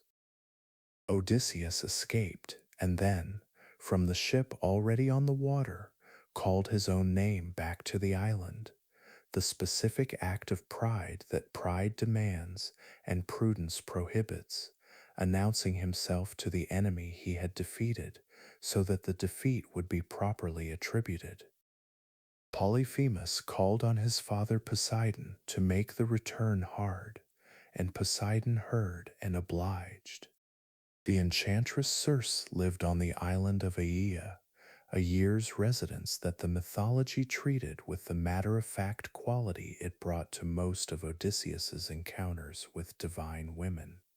It happened. It lasted its allotted time. It produced both obstacle and assistance in the way that all such encounters did. Circe had turned half his crew into pigs before Hermes intervened with the herb that protected Odysseus from the transformation, and the year on the island included among its consequences Circe's instruction that Odysseus must go to the underworld before he could go home, must consult the shade of Tiresias the prophet, who alone among the dead retained his intelligence and his foresight, and could tell Odysseus what the journey still required of him. The underworld Odysseus reached was the same underworld the chronicle described in its earlier chapters, the same rivers, the same geography, the same sorting of the dead into their various destinations, but experienced now from the perspective of a living man standing at its edge rather than a shade moving through its interior. He dug a pit and slaughtered animals over it and let the blood collect, and the shades came to the blood to drink, and he held them back with his sword until Tiresias had drunk and spoken. Tiresias told him what he needed to know, that Poseidon's anger was behind the difficulty of the return, that the cattle of the sun on the island of Thrinacia must not be harmed, and that even so the return would be long and he would arrive alone and find trouble waiting at home. He told him other things about the life still ahead of him after Ithaca, the strange final journey the mythology had waiting for him beyond the homecoming, the death that would come to him from the sea in its own time. Other shades came to the blood after Tiresias had drunk and receded. His mother Anticlea, who had died of grief in his absence, reached the pit and drank and recognized him and spoke, and he tried 3 times to embrace her, and 3 times his arms closed on air, the shade dispersing at the contact the way smoke disperses when a hand moves through it. The shade of Achilles came, the greatest warrior of the age, now a shade in the asphodel meadows, the underworld's gray middle territory for the ordinary dead, the magnificent and the mediocre together in the same half-existence. Odysseus told him that he was honored here as a king among the dead, that his name was the greatest in the living world, that death had not diminished the glory he had chosen at the crossroads. Achilles answered without comfort or consolation, in the voice of someone who had been in the asphodel meadows long enough to understand what it actually was. He would rather be the living slave of the poorest man on earth, the lowest servant of the most insignificant household, than king among the dead. The glory was in the asphodel meadows with him, and the asphodel meadows were gray, and what the living world contained, even in its smallest and most ordinary form, was better than what the dead world contained in its grandest.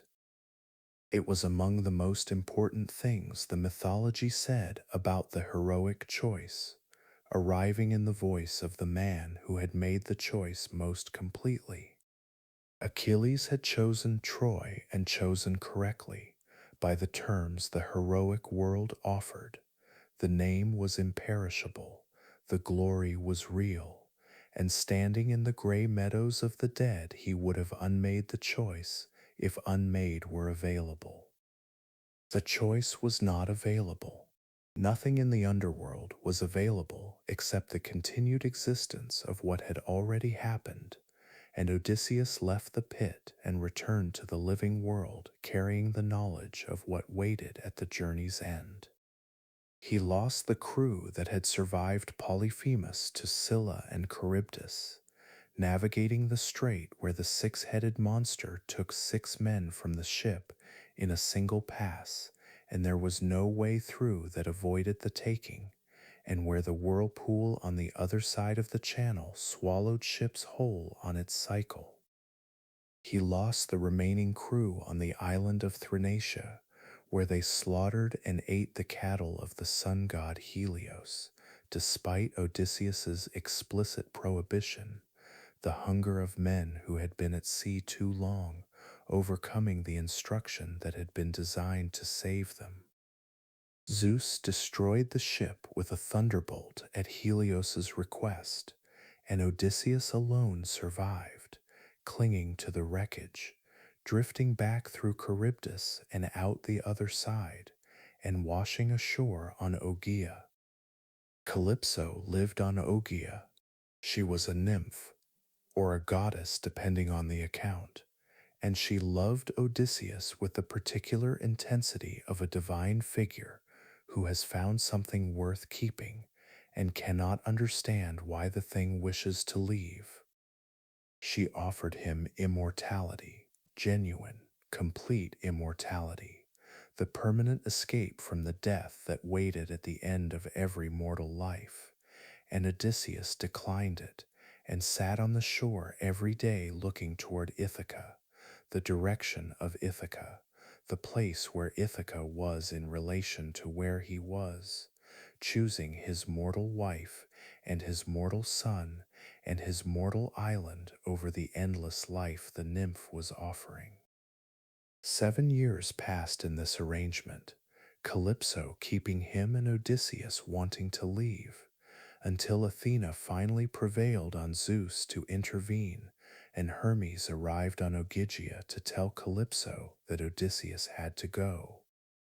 He built a raft and sailed east and was wrecked by Poseidon within sight of Phaeacia, the last obstacle before the final passage home, and was received by the Phaeacians and told his story, and was given a ship and carried in his sleep to Ithaca, where he woke on the shore of his own island for the first time in 20 years, and did not recognize it, the island looking different from the angle of the returned, rather than the angle of the remembered. Athena came to him in disguise and eventually revealed herself and told him what waited in his house, 108 suitors from the noble families of Ithaca and the surrounding islands, who had been living in his halls for 3 years, consuming his stores and pressuring his wife Penelope to choose one of them as Agamemnon's place, had not remained empty a fortnight before Aegisthus moved into it. Penelope had held them off with a patience and a cleverness that matched her husband's own. She told them she would choose when she had finished weaving a burial shroud for Odysseus's father Lartus, and she wove through each day and undid the weaving each night, unraveling in the dark what the daylight hours had produced. 3 years of this before one of her own maids betrayed the arrangement to the suitors.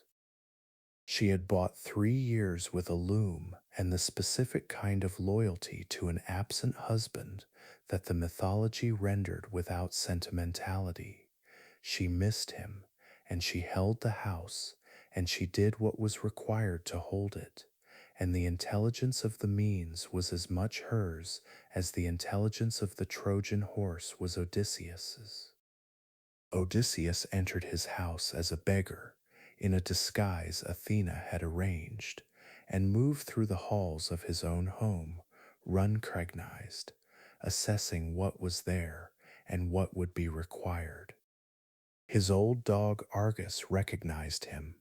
The dog was 20 years old, lying on a dung heap, barely alive, and he lifted his head and wagged his tail when Odysseus passed and then died, having accomplished the single thing the mythology had kept him alive to accomplish.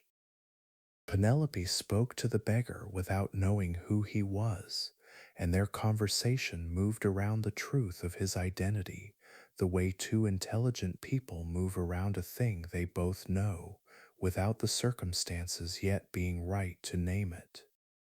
She told him she would set a contest for the suitors. Whoever could string Odysseus's great bow and shoot an arrow through 12 axe heads set in a row could have her. None of the suitors could string the bow. Odysseus, still in disguise, asked to try and strung it, and shot through the axes, and then turned the bow on the suitors. He killed them all. Telemachus stood beside him, and the swineherd Eumaeus, and the cowherd Philoetius, loyal servants who had maintained their loyalty through 20 years of their master's absence, and together they fought through the great hall until no suitor remained alive. The mythology did not render this as regrettable. The suitors had consumed what was not theirs, had pressed a woman into a choice she did not wish to make, had plotted to kill Telemachus, and the heroic code had a clear position on what such behavior warranted. Odysseus cleaned his house in the manner the heroic world recognized as cleaning, and the hall was quiet. He went to Penelope, and the recognition between them was the final movement of the 20-year journey, not immediate, not the simple explosion of reunion after long separation, but careful, each of them moving towards certainty by stages, Penelope testing him with the detail of the bed that Odysseus had built himself from a living olive tree rooted in the floor of their bedroom, the tree still rooted, the bed unmovable, the secret known only to the two of them and one servant. He knew it, and she knew him, and the journey was finished. The heroic age settled after that into the quieter world that follows when the figures who defined an age have gone or are going. Achilles was ash. Hector was ash. Ajax had died before Troy fell, destroyed by his own grief and rage at the judgment of Achilles' armor. Agamemnon was gone.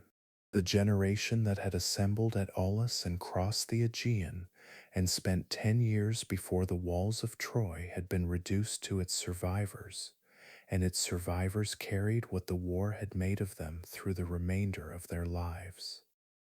Odysseus had arrived home, and the home he had arrived at was the home of a man who had seen the underworld and the limits of the world and every strange thing the sea contained, and had come back to an olive tree rooted in the floor of a bedroom, and the olive tree was still there, and that was enough. The olive tree that Athena had produced on the Acropolis when she contested Athens with Poseidon still grew there, on the rock above the city that bore her name. The rivers of the underworld still ran their cold courses, the Styx still forming oaths, the Lethe still offering forgetting to the dead who needed to forget. Somewhere at the western edge of the world, Atlas still held the sky on his shoulders, the original punishment unchanged by everything that had happened since it was assigned.